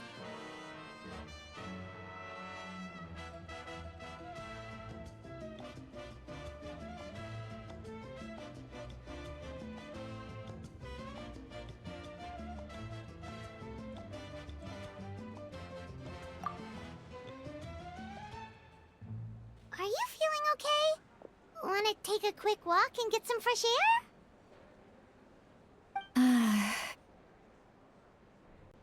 There's so much that I want to say, but I can't. Why not? Of course you can. Just say whatever's on your mind. Please, Paimon, it's not as simple as you think. We've only known each other for a few days, right? What would you think of me if I were to start dumping all of my complaints on you after we've only just met? Oh, Paimon gets it. You're hoping that we wouldn't think less of you no matter what you're about to say. No, that wasn't my point at all! Seriously, don't you youngsters know anything about shame? I'm talking about shame! I've lived all these years and still can't get rid of it! Surely, you know the feeling too? Actually, about that.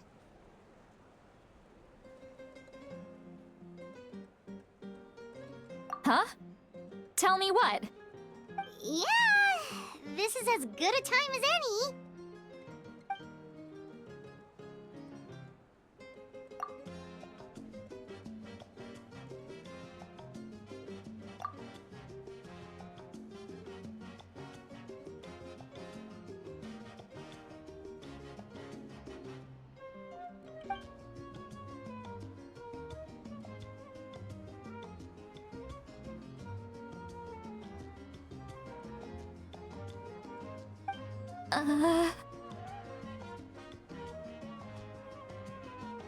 So, you heard my... It's okay, Citlali. You had every right to complain about those things. I can't take it anymore! Why do these things happen to me? Hearing me mumble under my breath is one thing, but hearing what I mumble in my own head? That's too much! It's just like when you're rolling on the floor in your pajamas, but you forget to lock the door, and someone bursts in to deliver cabbages and sees the whole thing! So that, happens to you a lot. It happens to people in general, okay? Doesn't matter if you're 200 years old or 1,000 years old. Everyone rolls around in their pajamas sometimes. I was just picking something generic.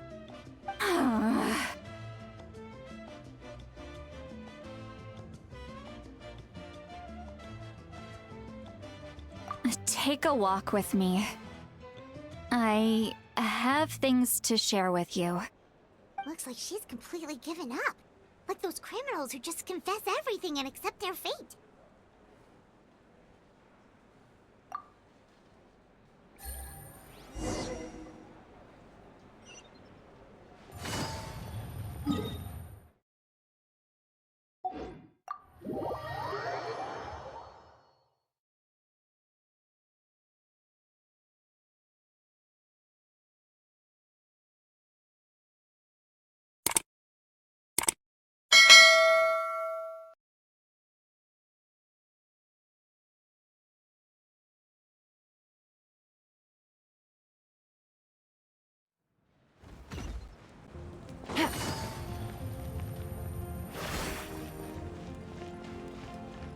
Take it easy.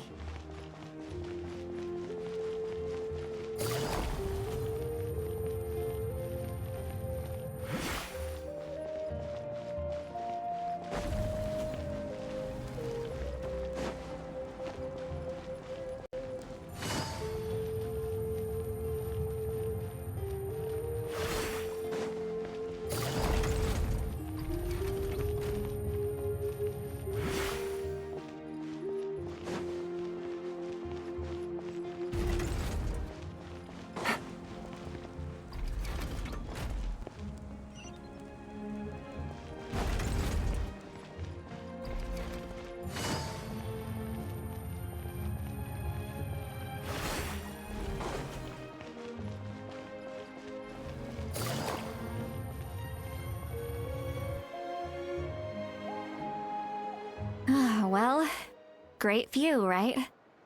I love coming here by myself. Wow, it's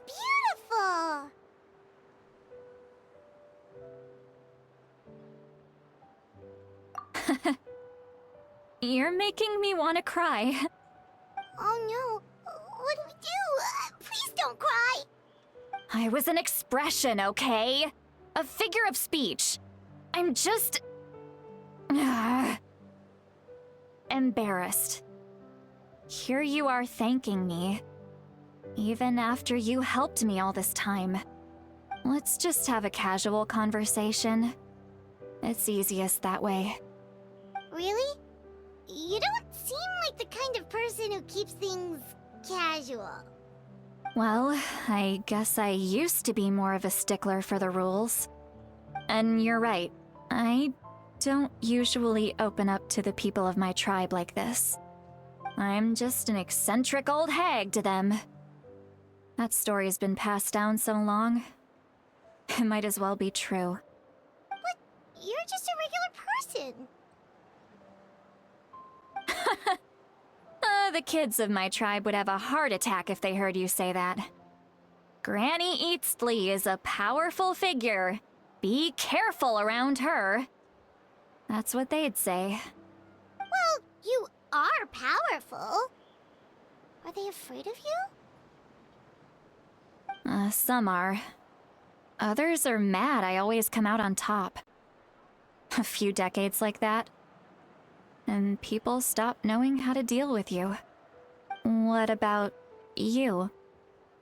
Are you scared of me? We don't find you scary at all.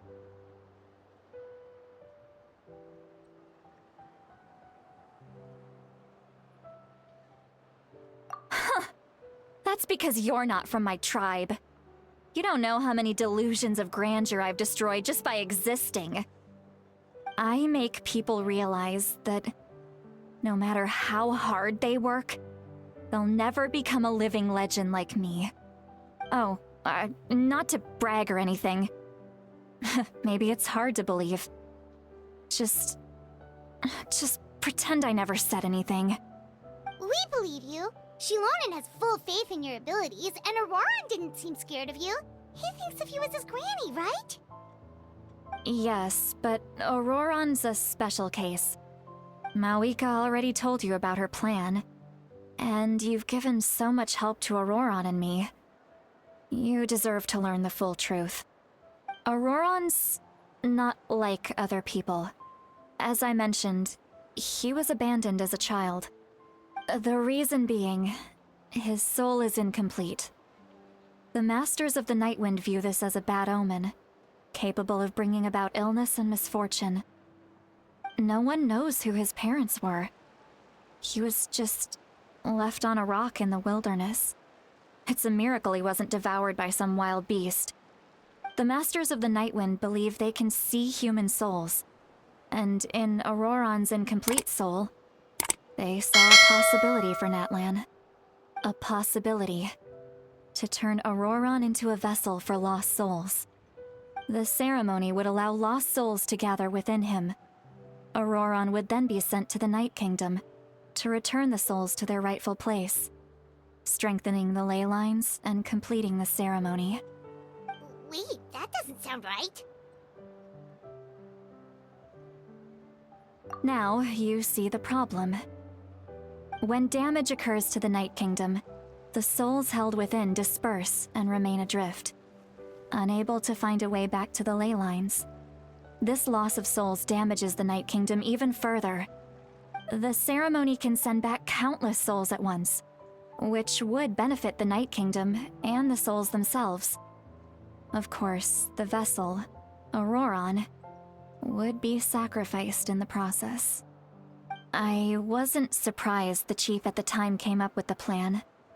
The ley lines were already in a terrible state. A suitable candidate for the ceremony appears, and now you have the chance to make things better. Of course you're going to take it.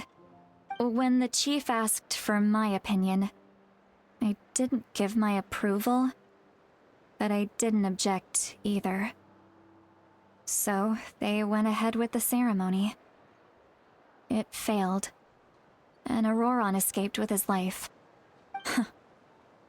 Pathetic, isn't it? By not objecting, I basically gave them the go-ahead. Maybe they didn't have my explicit approval, but it's not like I did the right thing. If the ceremony was successful, Auroron would probably be dead. Of course, in my tribe, death is rarely something to fear. But what kind of message would we be sending by sentencing a newborn to death? By using a human life as a tool? It's not right. So, when I learned the ceremony had failed, I was ashamed by my inaction, and absolutely relieved by the result. The plan was never a secret. Or, I guess I should say, there was no point to keeping it a secret. A simple investigation from Auroron would reveal everything. Everyone thought he would be happy he survived, and he never really said anything to the contrary. But just as I was about to put all of it behind me, he asks this question. Would Natlan have been saved if the ceremony succeeded? Wait, but it's not his fault. He knows that, but he still feels guilty. Auroron has a strong ability to perceive souls, more than any of us. He understands just how dire the situation with ley lines has become. Maybe he chose to work with the Fatui because he still thinks he owes a debt to Natlan. I can only imagine what they told him. Traveler, didn't the captain say he found a way to solve the crisis? Maybe that's what brought Auroron into this. Anyway, we can't just let things go on like this. We have to convince him to come back!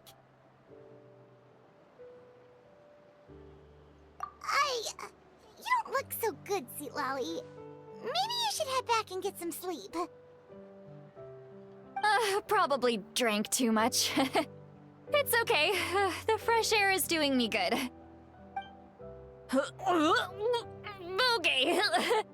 Forget that. I need to go home. I hit it a little too hard.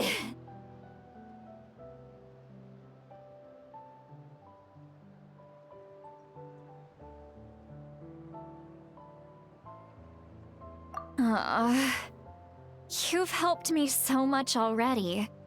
How do I even begin to thank you? Hey, we're friends, aren't we? Besides, you already said you owe us a favor, so you don't need to worry about us. Good point. Well, I'll go home and get some sleep. We can figure out our next move in the morning.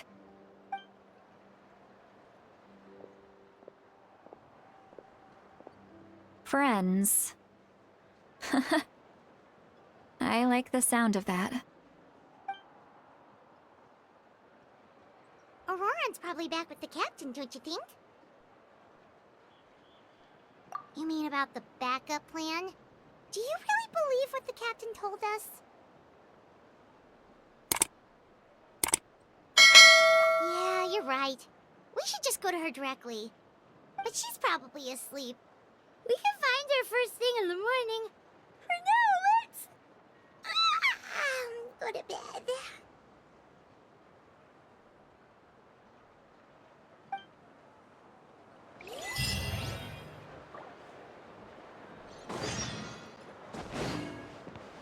Take it easy.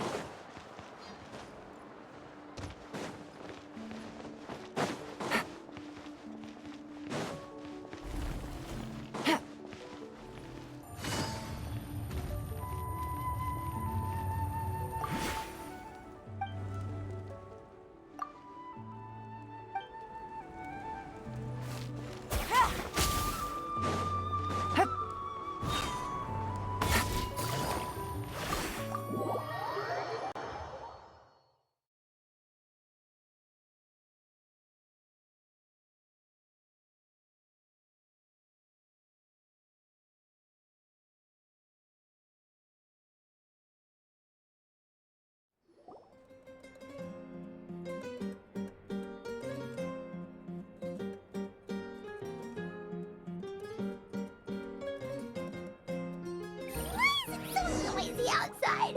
Pirates still haven't sleeping. Well, guess we should see what's going on.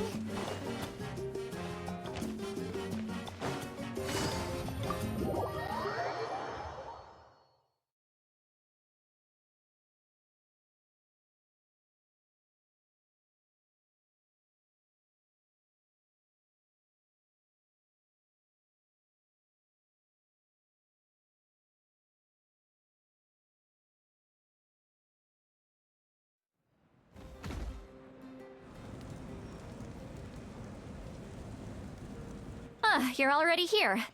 I was just about to come get you. Wow, you're up early. That's impressive, especially after all the drinking last night. Let's not bring up last night. I'm embarrassed about the whole thing. Anyway, I was also woken up by the commotion. Looks like all the warriors from the stadium are on the move. I heard many areas have been attacked by the Abyss, including the Masters of the Nightwind. I need to head back right away. The Abyss attacked again? Are you sure you can handle it on your own? Do you need our help? I'll be fine. We also have the support of the warriors stationed at the various outposts. Given the quick response, things shouldn't get too serious. The stadium could always use more manpower, so you should join the forces here. I'm done making excuses for him. He's not a child anymore.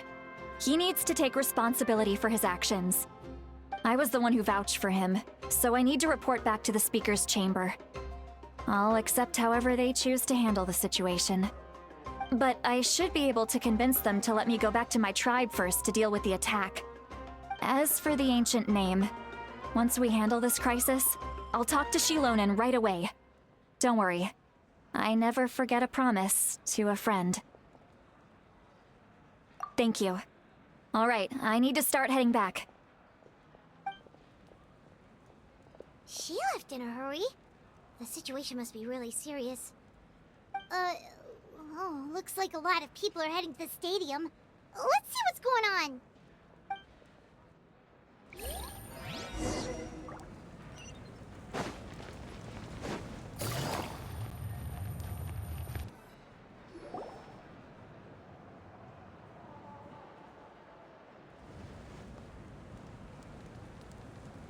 Traveler, over here!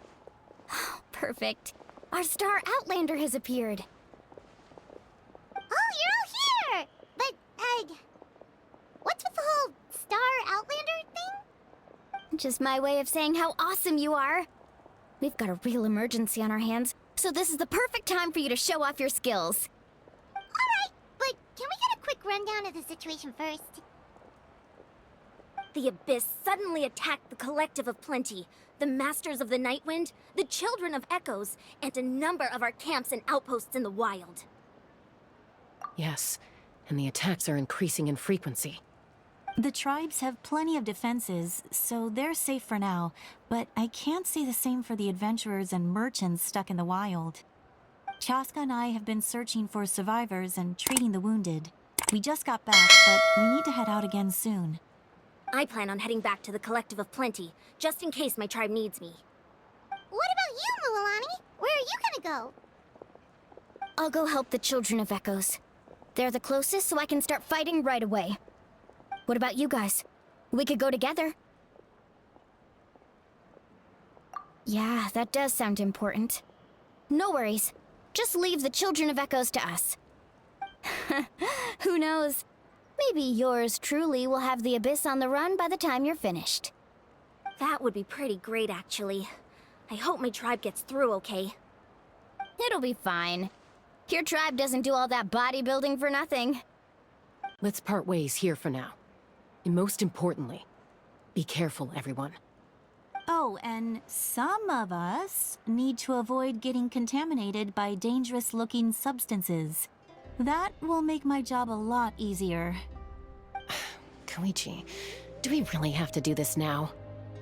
It's alright. She's just looking out for everyone.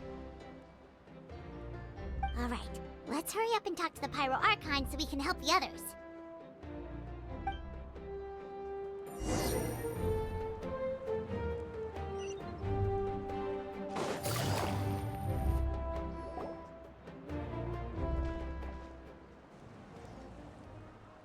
Oh, it's you two.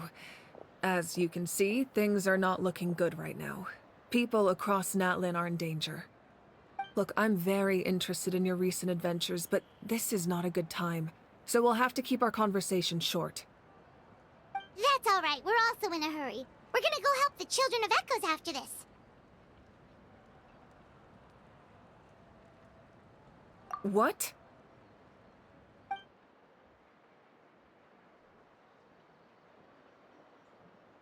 So he thinks my plan is too risky. He thinks I'm being stubborn. I shouldn't underestimate the Fatui's ability to gather intelligence. The Gnosis does have that function, but there's more to the story. I will answer you honestly, but you must help me keep this a secret. I can use the power of the Gnosis to save Natlan, but it comes at a heavy price. The Gnosis would drain all the souls and memories from the Night Kingdom and weave them into a giant net, which would surround the ley lines and protect them against abyssal corrosion. Wait, you can use souls to weave a net? But does that mean... Yes. It means sacrificing those souls in the process. Souls are just another form of life. The cruelty of this method is self-evident. The Night Kingdom not only houses the souls of the dead, but also our memories and legends. Using the Gnosis means converting all three into material for the net, erasing our history and culture. Even then, the net can still become corroded. If we cannot find a way to repair the damaged ley lines before that happens, then all those sacrifices are for nothing. Given the enormity of the price, it's a solution I refuse to consider right now. I want us to win, but I also care about how we win, and what that means for us in the end. Now it's true, both plans come at a risk, but after weighing our options, this is our best bet. Natlan is unique among the nations of Teyvat. Given the ever-looming threat of the Abyss, the Pyro Archons had to account for the worst-case scenario. Having a contingency plan is our duty. Not just to the people of Natlan, but to all who live on this continent. Still, this has always been a well-kept secret. I'm very curious how the captain learned this information. Oh, one more thing? The captain said he found another way to solve the problem. Could be equally as extreme, though. Without the Gnosis, he should have no other option. But I see no reason for him to lie. Seems like our only path forward is to track him down, so he can answer that question for us.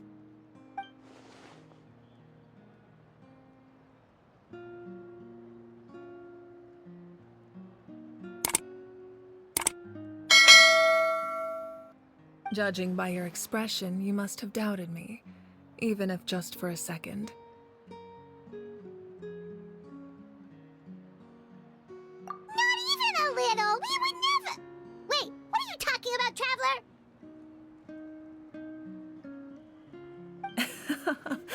Just as expected.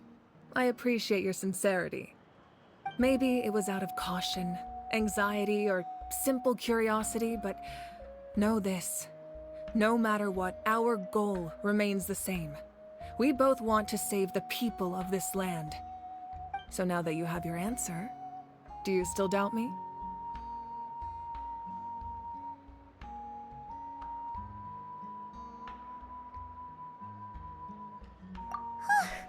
You scared Paimon. You've really got a lot of guts, Traveler. That's a good thing.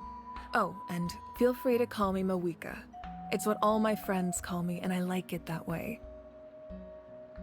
As for the captain, the intelligence officers we assigned to the Fatui should be back soon.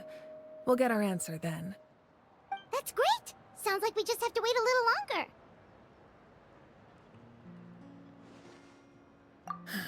Not just yet. Even though the Abyss is attacking several locations at once, I'm confident the warriors stationed in those areas can handle it. Don't worry. I just need to finish coordinating our available manpower, then I'll take a small team to handle the difficult locations. Wait, you're going to fight in person? Didn't you give up your power? That's true. I'm far less powerful than a god in my current state. But don't forget, I was an experienced and powerful warrior before I ever became the Pyro Archon. No matter how you look at it, my duty is on the front lines.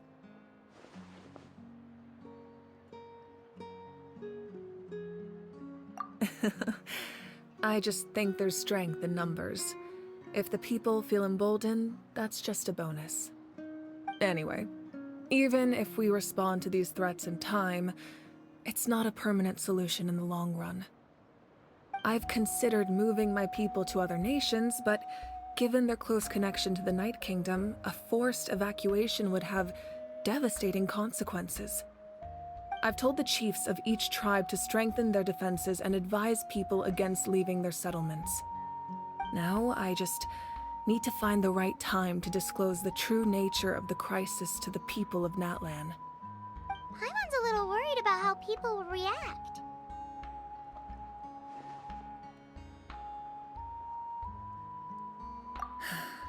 Yes, but that won't be the only response. In any case, that's for me to worry about. I'll let you know when we have more information on the captain. Alright, we should head out. Maybe we can join up with Moani. She can't be too far ahead. No need to worry about me.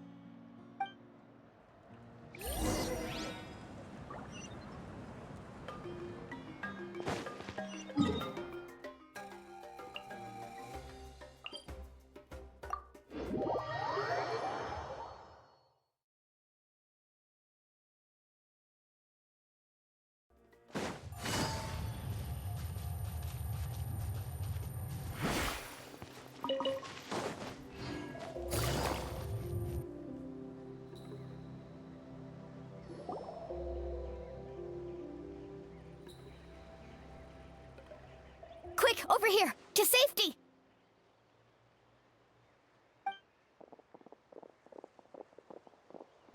Kachina, how many people do you have left?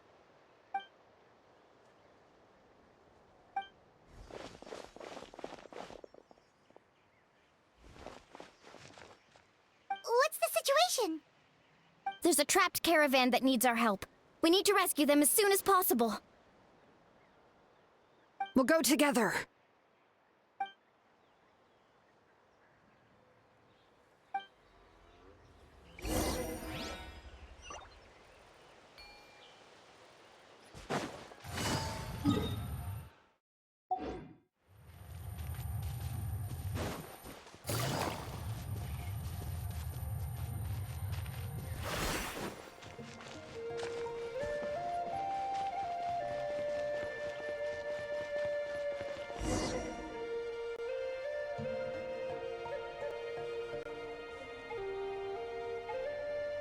Stay safe. We've got this.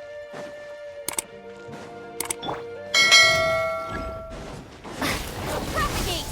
Ah! Carving wave!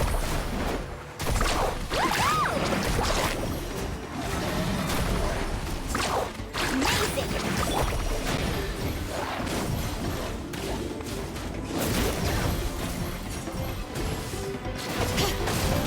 Hear the echoes of the valley!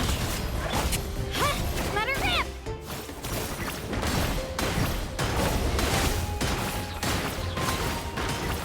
Get back!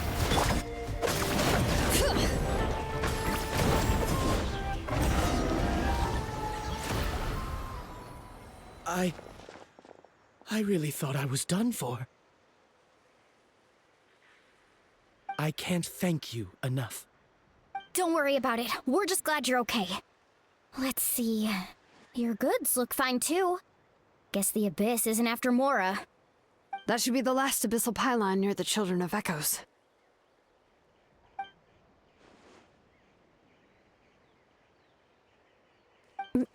By the way, where's Seat Lolly? I thought she would come with you. The Masters of the Nightwind also got attacked, so she went back to help her tribe. She said we can deal with the ancient name later. Yeah, that makes sense. The attacks are more urgent.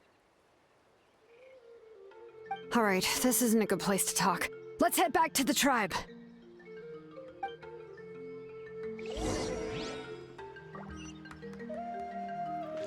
Illusion shattered!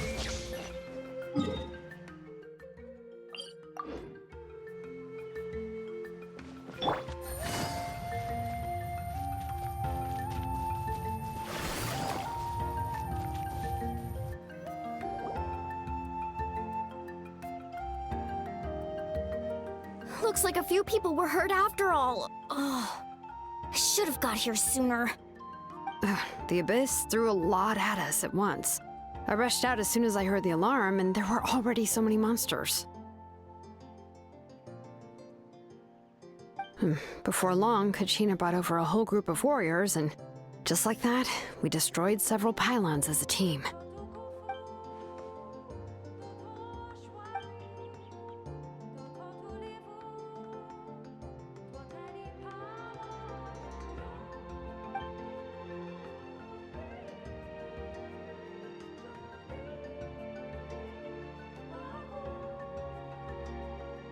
You mean the situation in the Night Kingdom, right? Yeah, I feel the same way. We've managed to keep it a secret all this time, but more and more people are realizing something's wrong. It's impossible not to feel anxious when things are getting worse by the second, and all we can do is wait. That just means we need to buy the Pyro Archon more time. Keep pushing, everyone. Every battle is worth something. You really are an eternal optimist, Mualani. You always find a way to cheer people up. Why, thank you. I guess it's one of my better qualities.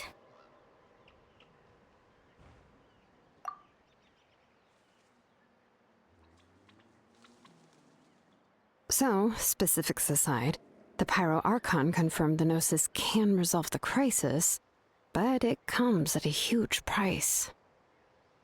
And somehow the captain finds out about it, goes to fight the Pyro Archon, and calls her out for having a solution but refusing to use it.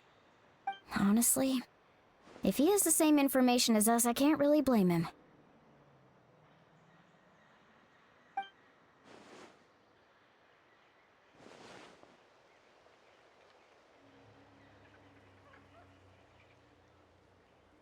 We Mawika before we left the stadium.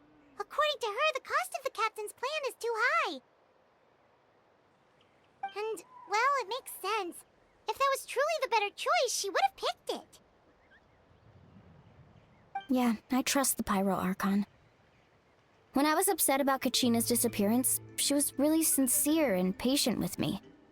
Plus, she burned down all those precious mementos for Kachina. She's already proven how much she values even a single person's life. When it comes to Natlan's survival, there's no way she would hold back. I agree. Maybe the captain weighed the costs and came to his own conclusion, but I'm sure we have different priorities. Life is important, but so are history and memory. As the Archon, she can't tell us everything, but it seemed like she wasn't holding anything back this time. The next question is, if the captain found a new way to save Natlan, how come the Pyro Archon has never heard of it?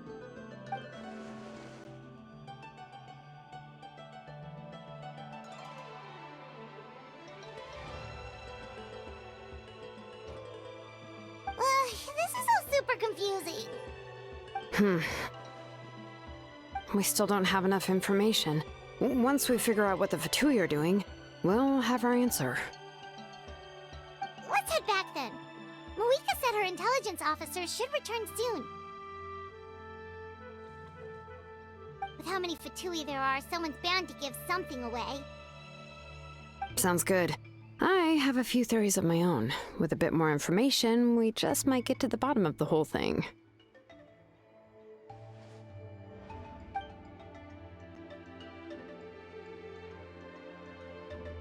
I was just about to ask. Count me in.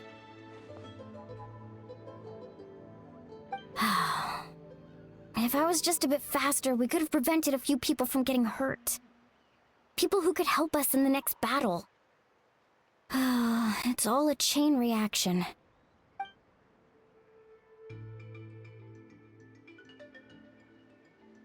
Register? Nah. I'll just follow you around. You know, go where you go, do what you do.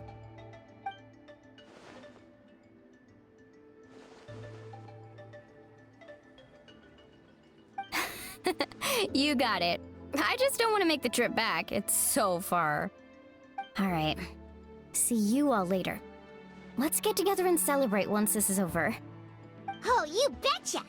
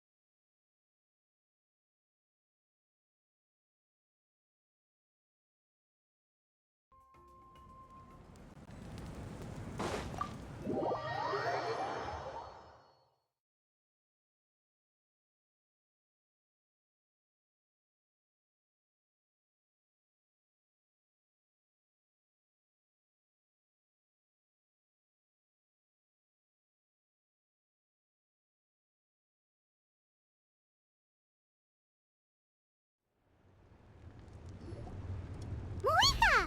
Oh, Chaska and Koichi are here! Wait, are you okay, Koichi? I'm fine. No need to worry. They ran into the Fatui while out on a mission and decided to follow them. The Fatui? Calm down and let me explain. Here's what happened.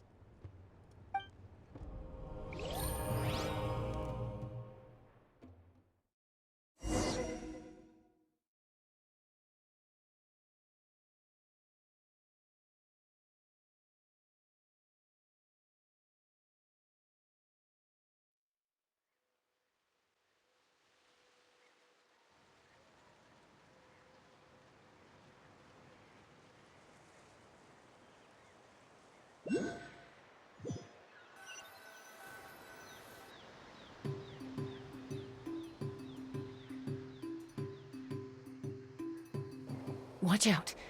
It's the Fatui. Were they attacked by the Abyss? No, wait. It looks like they're protecting a group of travelers. Over there. Do you see? You're right. That's a traveling group from Natlan. Could they be trading for something? Let's keep observing for now. We're glad you're okay. Given the appearance of abyss monsters all over Natlan, you should cancel your journey and seek shelter at the stadium or one of the tribes. Thank you so much. I wish there was something we could give you. We don't expect anything in return. We were out on a mission and saw you being attacked. It was our decision to help. If you truly wish to repay the favor, you can keep this a secret. If anyone asks, just say you were saved by warriors from Natlan. Oh, okay. We can do that. But... We're not asking you to cover up our activities. We haven't done anything illegal. Our captain simply wishes to remain undisturbed. Nonetheless, the decision remains yours. If we wanted to keep you quiet, we would have employed a harsher method. Got it. We'll get going now. Did you hear that? They mentioned a captain. Isn't that who the Pyro Archon is looking for? Exactly. We could be onto something big. Still, there was no trade. They were just helping people in need. I didn't sense an ulterior motive. I didn't believe the captain when he said he wanted to save Natlan. But based on what we just saw, it's possible he was telling the truth.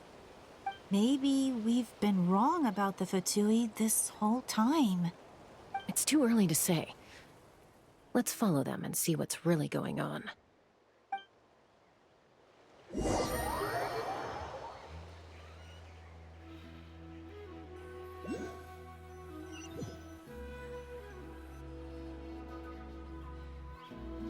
So this is where they were headed. Looks tricky. It's heavily guarded on all sides.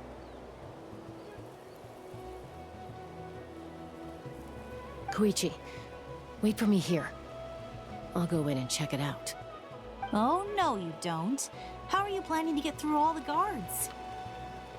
Look, I can use this terrain to my advantage. With our tribe's special way of getting around, I doubt they'll see me coming. We still can't see anything on the inside. What if you can't find cover? You won't have anyone to watch your back if you go in alone. The more heavily guarded the location, the more valuable the secrets. Even if the captain isn't here, we can still figure out what the Fatui are planning. That intel is worth the risk.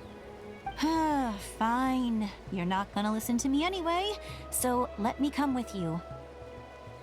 That's even more risky. You've been running around saving people for days. You're already at your limit.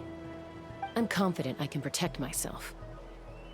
I'm not sure you can say the same. At least right now. I can. You really believe that? Fine, don't believe me. But you can't honestly tell me infiltrating a heavily guarded Fatui hideout all on your own sounds more reasonable. You know, growing up, even if I insisted on doing something, it never gave you any trouble. I'm not sure you can say the same. All right. If we start arguing, this will never end. We can't let this opportunity go to waste. Guess that means I win. Don't worry, you're not the only capable young person from our tribe. I can handle this. All right, same plan as usual. We split up, communicate with hand signals, make sure our blind spots are covered, and support each other once we strike. Got your ropes? Yeah, let's go.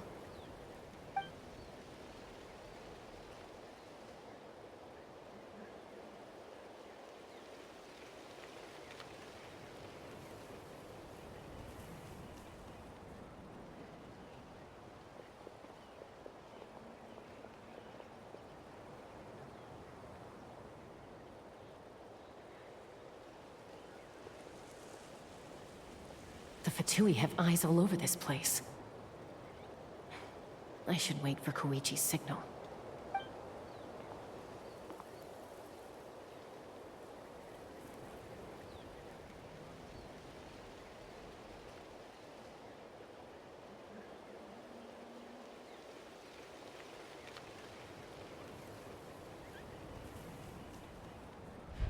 Now.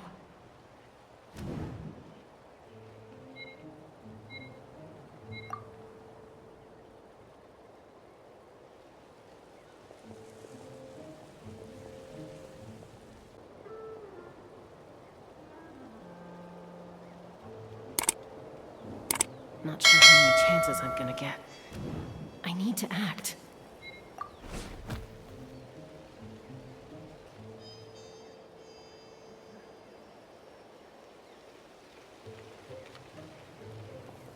Good. I made it without getting caught. I should get to that platform over there. But it's guarded by the Fatui.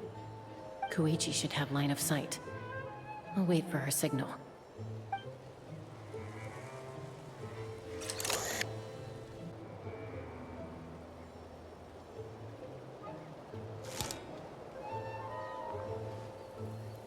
That's it.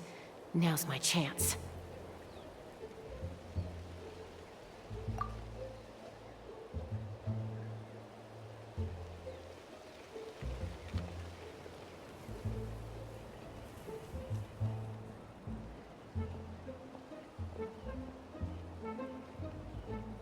It's no use staying in one place. I should keep moving. Looks like Chaska is helping me by keeping an eye on the Fatui movements. I'll wait for her signal.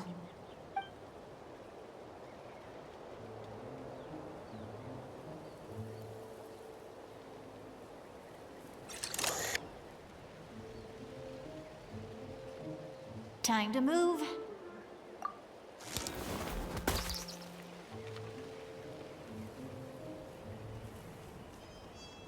Whew! That was close. Almost got caught. Probably can't make it over in one go. I'll wait for my next chance. Now's my chance.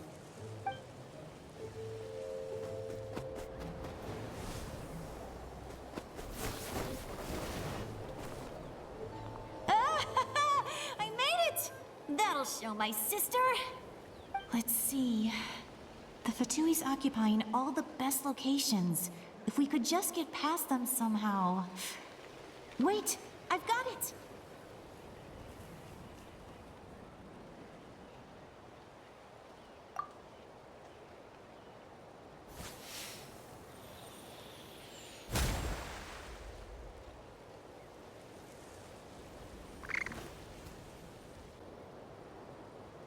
Huh? What's that noise? Did something explode? Oh! It stings! What the heck is that? What do you think you're doing? I could ask you the same thing! Good, they're arguing. Looks like they just needed an excuse. They've probably had enough of this job already. The people on the hill over there left to help their comrades. This is our chance.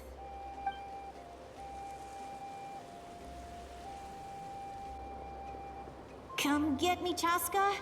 I hope she gets this hand signal. That's Koichi's signal. Smart idea. Alright, time to move. Give me your hand, quick. Coming!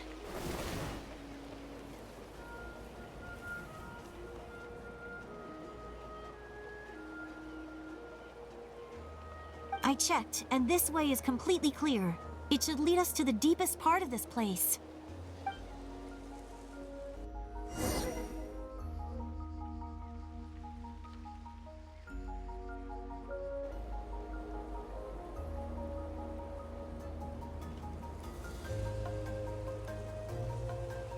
Well, I was pretty helpful, right? You know, everyone usually jumps at the chance to work with me. Not my own sister, though. No, she avoids me like her life depends on it. I was wrong, Koichi. You've done well. Wait, You're just gonna admit it? Now I look like the mean one. Let's focus on the task at hand. We're in the heart of enemy territory. The more time we waste, the more dangerous this becomes. All right. If you're not gonna take the bait, then I'll drop it. Looks like the Fatui are here to dig something up. I'm surprised they mobilized this many people. I doubt it's because they're interested in our culture and history. It seems like they're looking for a dragon relic called the Source Mechanism. The device is ancient. Barely any information survives to this day. And even people from Natland don't know how to use it. Why would this be the Fatui's target? Not bad. Looks like it's in good shape. This should be what our Lord's looking for. Took us long enough. Come on, let's get this thing back. Back? Back where? Should we keep following? You really want to keep going? Of course. We make a good team, don't you think? No reason to stop now.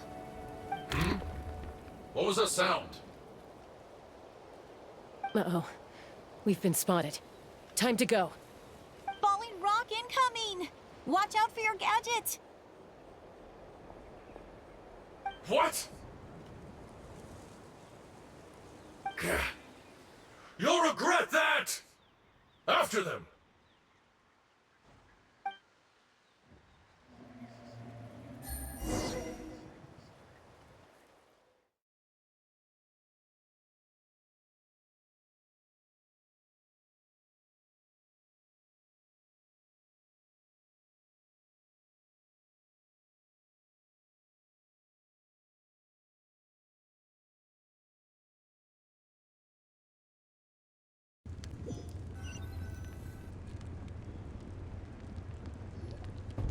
Once we got them off our tail, we went back to observe some more. They'd collected several identical pieces of something. It looked like they were waiting, though. So we decided to come back. So, Koichi got injured trying to get them off your tail? She pushed herself too hard and collapsed on the way back to the stadium. Well, I didn't cause you any trouble while we were fighting, right? So my perfect record remains. You've done very well. I could make a comment on knowing your limits, but it's not my place. I know. I'm already reflecting on my actions. So, our current intel suggests the Fatui is after the source mechanism. The device is a complete mystery, even to us. What does the captain want with it? I have no idea. But it's safe to assume the device could serve a similar purpose to the Gnosis. Shilonen, I need you to gather every scholar in Natland familiar with the secret source. I'll get right on it. Thank you both for your hard work. Koichi, it's time for you to get some rest. Oh, and there are gifts from your patients waiting at the speaker's chamber. I prepared a small gift of my own as a token of gratitude. I'll send it to your home along with the others. My patience. That's so nice of them. Guess that means I'm doing something right. You don't need to give us anything, Archon. We were just doing our duty for Natland. I should take Koichi home now. Well, if Koichi doesn't want her favorite Saurus crackers, then... I accept. Thank you, Archon. What am I gonna do with you? There's some for the rest of you as well. They're one of my favorites too, so don't be shy. I'll start investigating the source mechanism right away. If I learn anything, you'll be the first to know. Yummy snacks!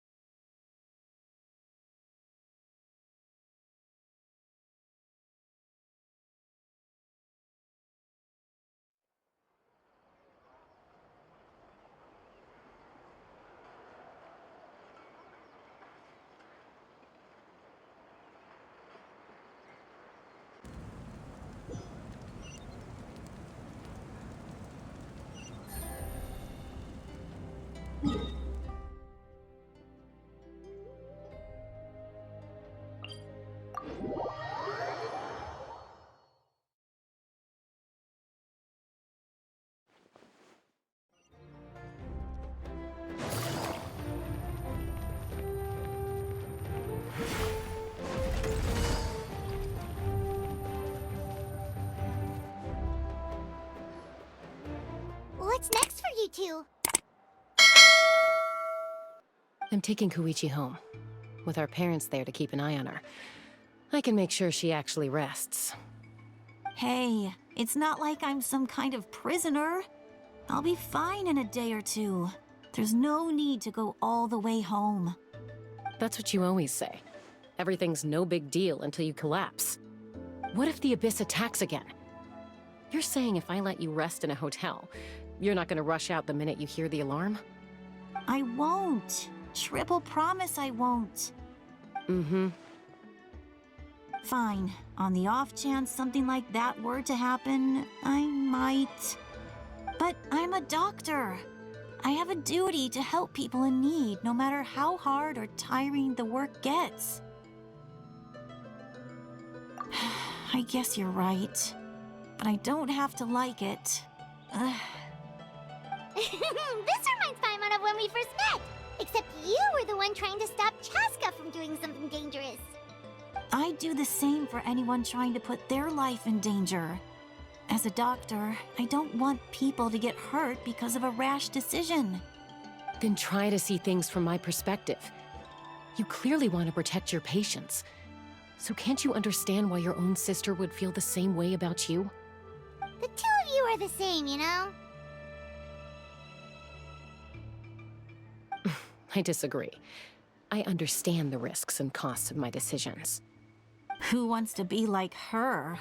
Overconfident, always making excuses when things go wrong. That's just not true. You think I don't have proof? Okay, don't get into another fight. Just pretend Paimon never said anything. Don't worry, Paimon. You didn't do anything wrong. Arguing is just how we communicate. Neither of us really takes it to heart. Plus, I guess we are similar in some ways. Maybe I rush into things without thinking, but I learned that from her. We're family. I can't help it if my older sister is a bad influence. Okay, you don't have to put it that way. So, you're all good now?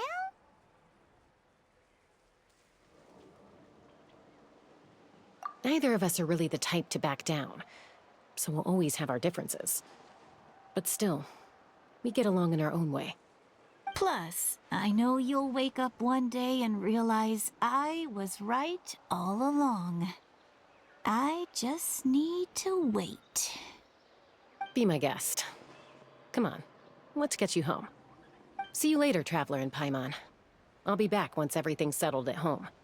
There's no rush. At least grab a nice meal with your family. Bye, you two. Take care of yourselves out there. Those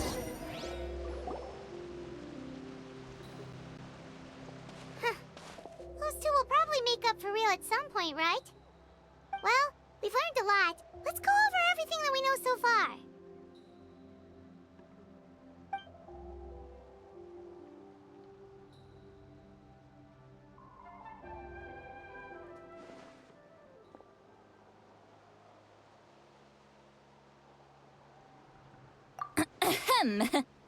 Sorry for popping up out of nowhere. Again. Why do you look so awkward? Oh, is there something you need from us? Okay, I won't beat around the bush. Oh, and I'm sorry for interrupting your rest. I'll treat you to some charcoal grilled steak to make up for it. Awesome! Just give us your orders! Hey, friends don't order each other around. I'm just here to share some news. Remember what we talked about before parting ways? Oh yeah, you mentioned how Auroron has always wanted to save Natlan, and something about his soul being fragmented. Paimon and the Traveler discussed it after you left, and we think Auroron is probably back with the Captain. What do you think? I agree with your hypothesis. And just now, I confirmed it myself.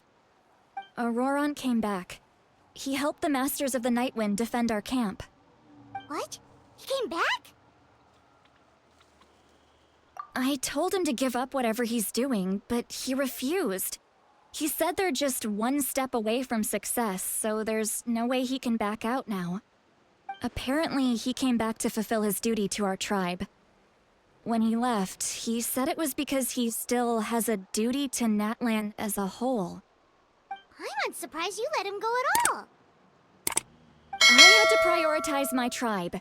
Besides, the situation was intense. I couldn't focus on outside and inside threats at the same time. Plus, he was on guard. He knew I would try to go after him, so he made sure to keep his distance. I kept an eye out for a good opportunity, but it never came.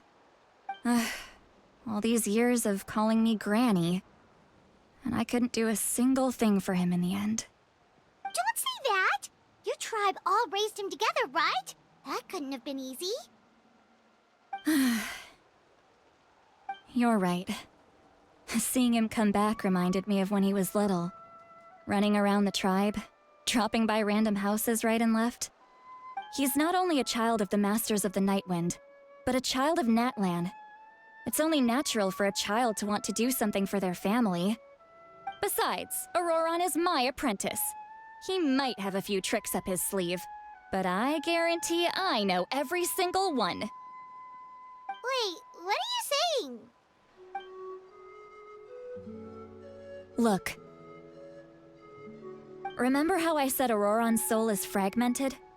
This is the talisman I created to keep it stable. And this gem is what makes the talisman work. It just so happens that Auroron is due for a gem replacement. Since I can't get close to him, I put the new gem in a supply bag and asked Aoife to bring it to him. You guys know Aoife, right? No? Well, he's a pretty famous vet around these parts. He's always bringing me all sorts of things, and he happens to be very good friends with Auroron. Aoife doesn't know what's going on, so he agreed, no questions asked. Auroron would find the gem as soon as he opened the bag. He knows how important it is, so I knew he would make the switch. He probably suspected that I tampered with it. But here's the catch. The trick is on the bag.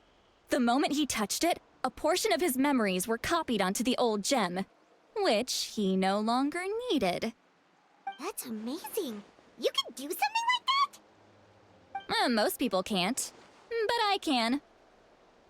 That trick he used to bring you to the Night Kingdom isn't anything special, by the way. My technique is much more subtle. He won't notice anything. So in other words, we have a whole backup of Auroron's memories in this gem. The kid thinks he can take me on? Like I wasn't the one who taught him everything he knows? That's amazing, Seat Lolly. Let's take a look right away! Once we get to the bottom of this, we can finally track him down. I know he thinks of me as his grandma, but do you think he'll get mad at me for this? You can be honest. Huh, that's a tough question. Paimon doesn't have a grandma, so she's not the best person to ask. To be honest, I've always doubted my ability to look after him. I didn't stop the ceremony all those years ago, and now I'm useless again. But if I stop here, it will haunt me until I'm 500 years old. Every night I'll wake up in a fit of anger. Yeah, you're right. First anger, then tears. Oh, wait! Who are you calling a crybaby? You're just making it worse, Traveler! I need to look at his memory. Even if he resents me, refuses to see me, or runs away for good. I don't care, and I won't blame him. A family does whatever it takes to protect their own. You sure you'll be okay? We can come with you if you want. Did you just say you'll come with me? Is that okay? We have a pretty good reason to see it too, don't we? Because, right, we need leads on the Fatui.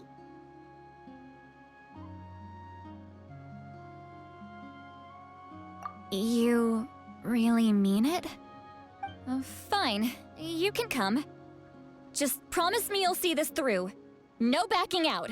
Got it? Don't worry, we're professional adventurers. Then I place my trust in your professionalism. All right, time to sneak into someone else's memory and engage in some, unwanted spying. You heard it here first. I wouldn't be doing this if I had any other choice. Are you ready?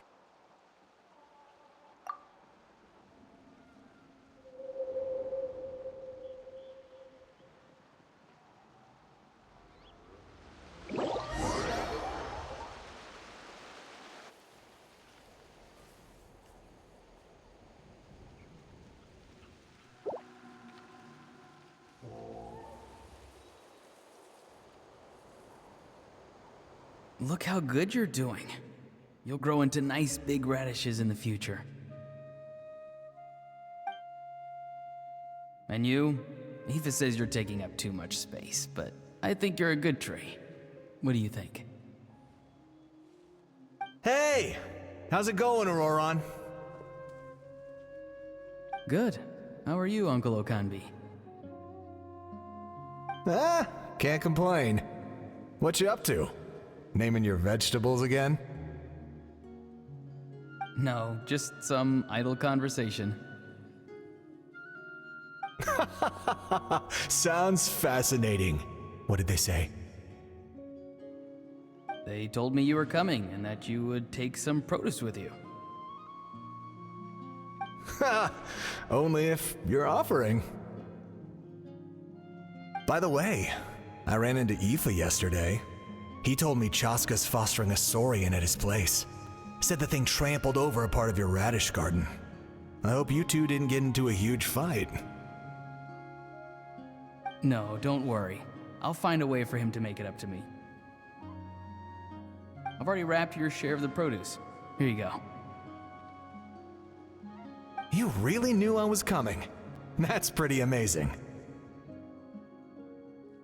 Light up the smoke and you can see the path through the shadows. That's what everyone says. Hey, have you seen that strange group of people that just appeared out of nowhere? Appeared out of nowhere? I don't think so. It's the Fatui. Their leader seems like a big deal. He didn't bring many men with him, but they're all elite warriors. It seems like they're looking for someone, but I wouldn't go around asking too many questions. If you run into them, be careful.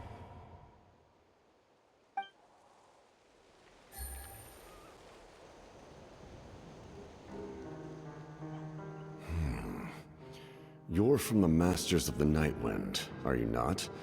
Why do you live here alone? I enjoy living by myself out in the wild. I guess you're from the Fatui, the one everyone's calling a big deal. Not an inaccurate description. I'm looking for someone who may be known to you. Citlali is her name. Granny? What does an Outlander want with her? I've heard the name. You have business with her?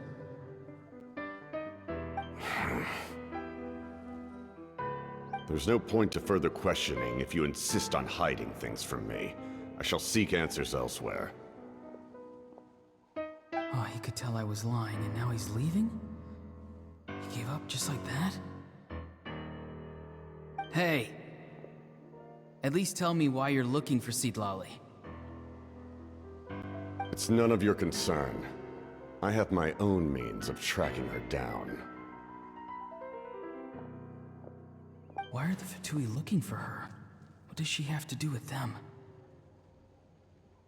I can't just let them go like this. I have to figure out what they're planning.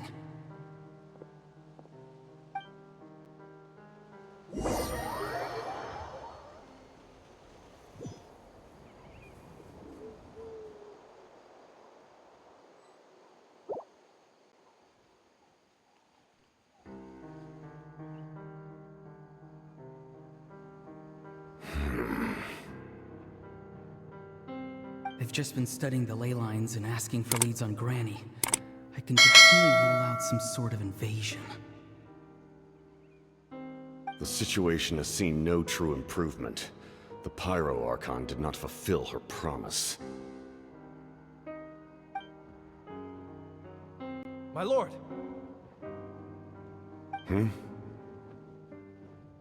Ignore him. He is no threat. He knows I'm following him, but he doesn't seem to care. He's strong, I can tell. But there's something unusual about him, and also familiar in some way. I can't describe it.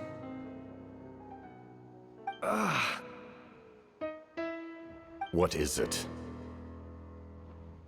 My lord, I feel dizzy. A ley line disturbance. Certain presences have been forced to wander outside their rightful realm.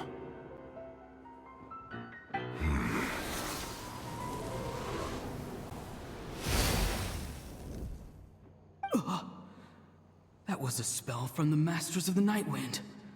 How did he know that? Is he sending those escaped souls back into the ley lines? How did he do that so easily? Soulfaring is supposed to be extremely difficult.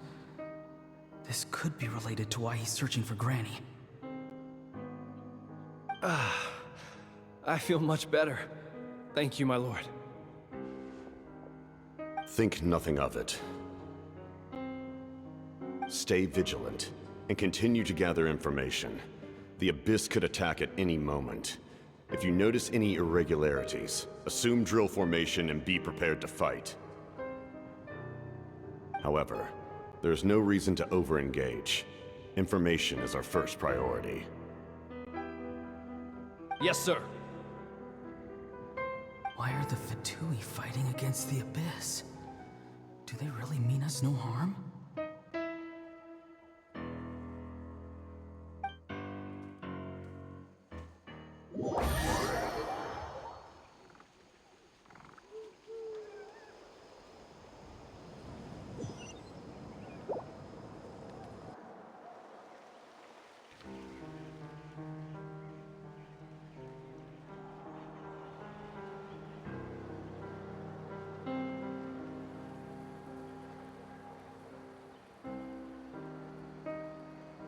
I've been following him this whole time and still they ignore me?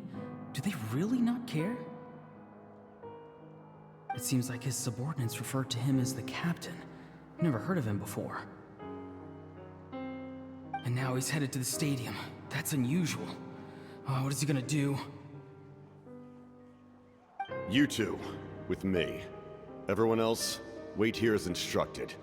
Send word to the other teams to retreat immediately if this fails. Yes, sir. He's going inside? But the Pyro Archon is in there. What does he want with her? Forgive me, my lord. Allow me to check one more time. Do you truly wish to do this? The time for idle observation is over. It now falls on me to act. This nation is out of time. Yes, sir.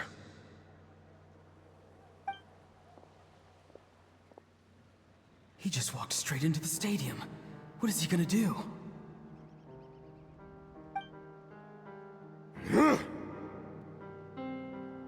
They're both incredibly strong. How long will they have to fight until someone comes out on top?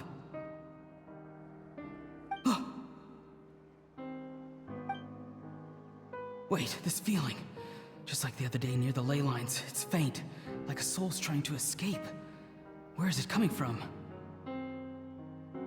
Is that why he's looking for Granny? If he dies here, then all clues will be lost. I can't let that happen.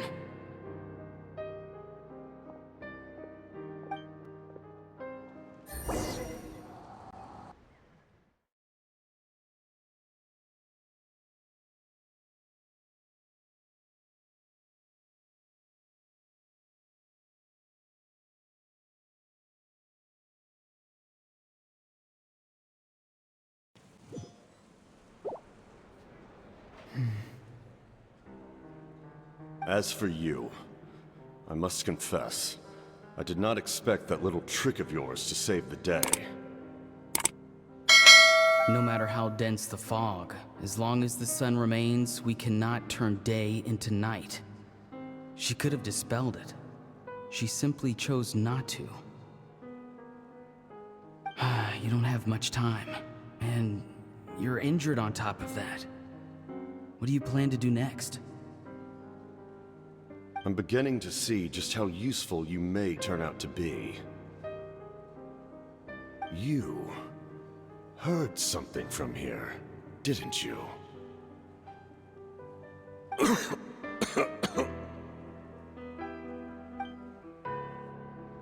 No need to force yourself. I've never seen anyone match the Pyro Archon in battle before. I didn't expect you to intervene at such a critical moment. You know I've been following you. Why didn't you stop me? When walking in the forest, it is only natural to encounter wild beasts. However, not every beast has the courage to come out and bite. And yet, one of those very beasts saved your life.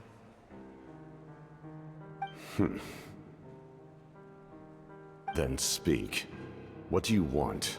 I didn't save you because I wanted something. My soul is more perceptive than others. I can sense that the ley lines are extremely weak. I don't know what the Pyro Archon is planning. Can she really save us? The questions you asked her just now, well, I've had very similar doubts. So I felt like I had to help you.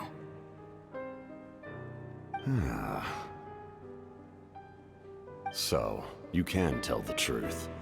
That was quite a reckless decision to make. I'm not sure you realize that. There's no turning back for me now. What I did back there is going to get me in a lot of trouble. You attacked the Pyro Archon in broad daylight, and I used my spell to save you. A single glance was likely all it took for her to recognize my tribe. So, we're in the same boat. Seem to care little for my thoughts on the matter. It's too late for that. Start from the beginning. Why are you looking for Citlali? Do you know her? Explain your relation to her first. I know you two are acquainted. It was obvious the moment I mentioned her name. Citlali is my elder and my teacher. She taught me everything I know. It's my duty to protect her. If you truly wish to protect her, you should have let me perish at the Pyro Archon's hand. Yet, you chose otherwise. Do I really need to tell you what that means?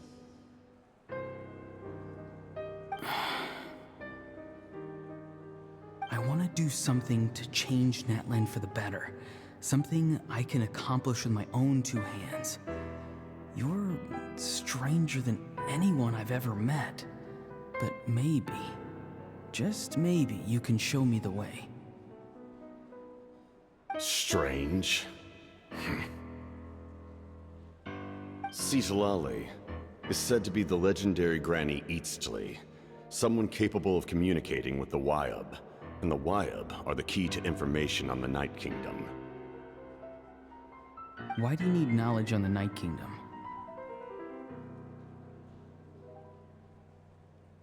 That is not something you need to know. Don't forget, I saved your life. Do you not believe the Fatui capable of betraying a debt? People can lie, but souls cannot. I can tell there's a weight to your soul, a sense of justice. You may not live among your tribe, but you certainly know their tricks. I apologize for my rash judgment. You are more capable than I imagined. Let's go. We'll see if you have what it takes to join my plan.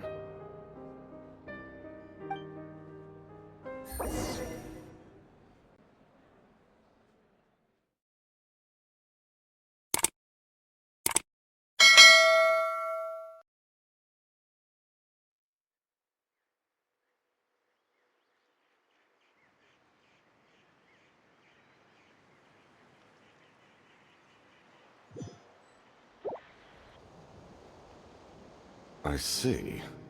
Interesting approach. Worth trying, I think. Rather than weaving a net to protect the ley lines, this method would address the root problem by reconstructing the ley lines themselves.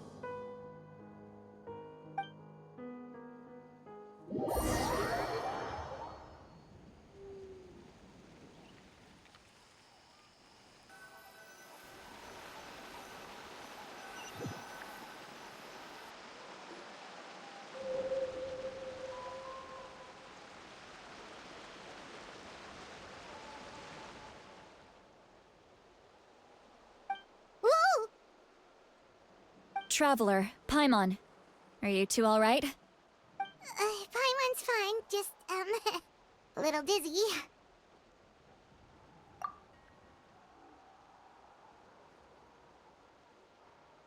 Of course. I'm so mad at him. After everything, he still can't let go of the past.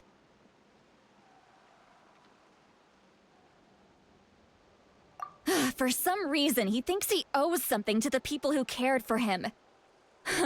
Stubborn, self-righteous fool. Where's that gonna get him? Now that he's all grown up, he thinks no one can tell him what to do?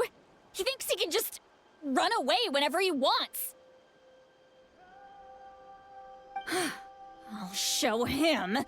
If he tries to run one more time, he's got another thing coming. Maybe stubbornness runs in the family! Like grandmother, like grandson, as they say! Is that supposed to be a compliment? Huh!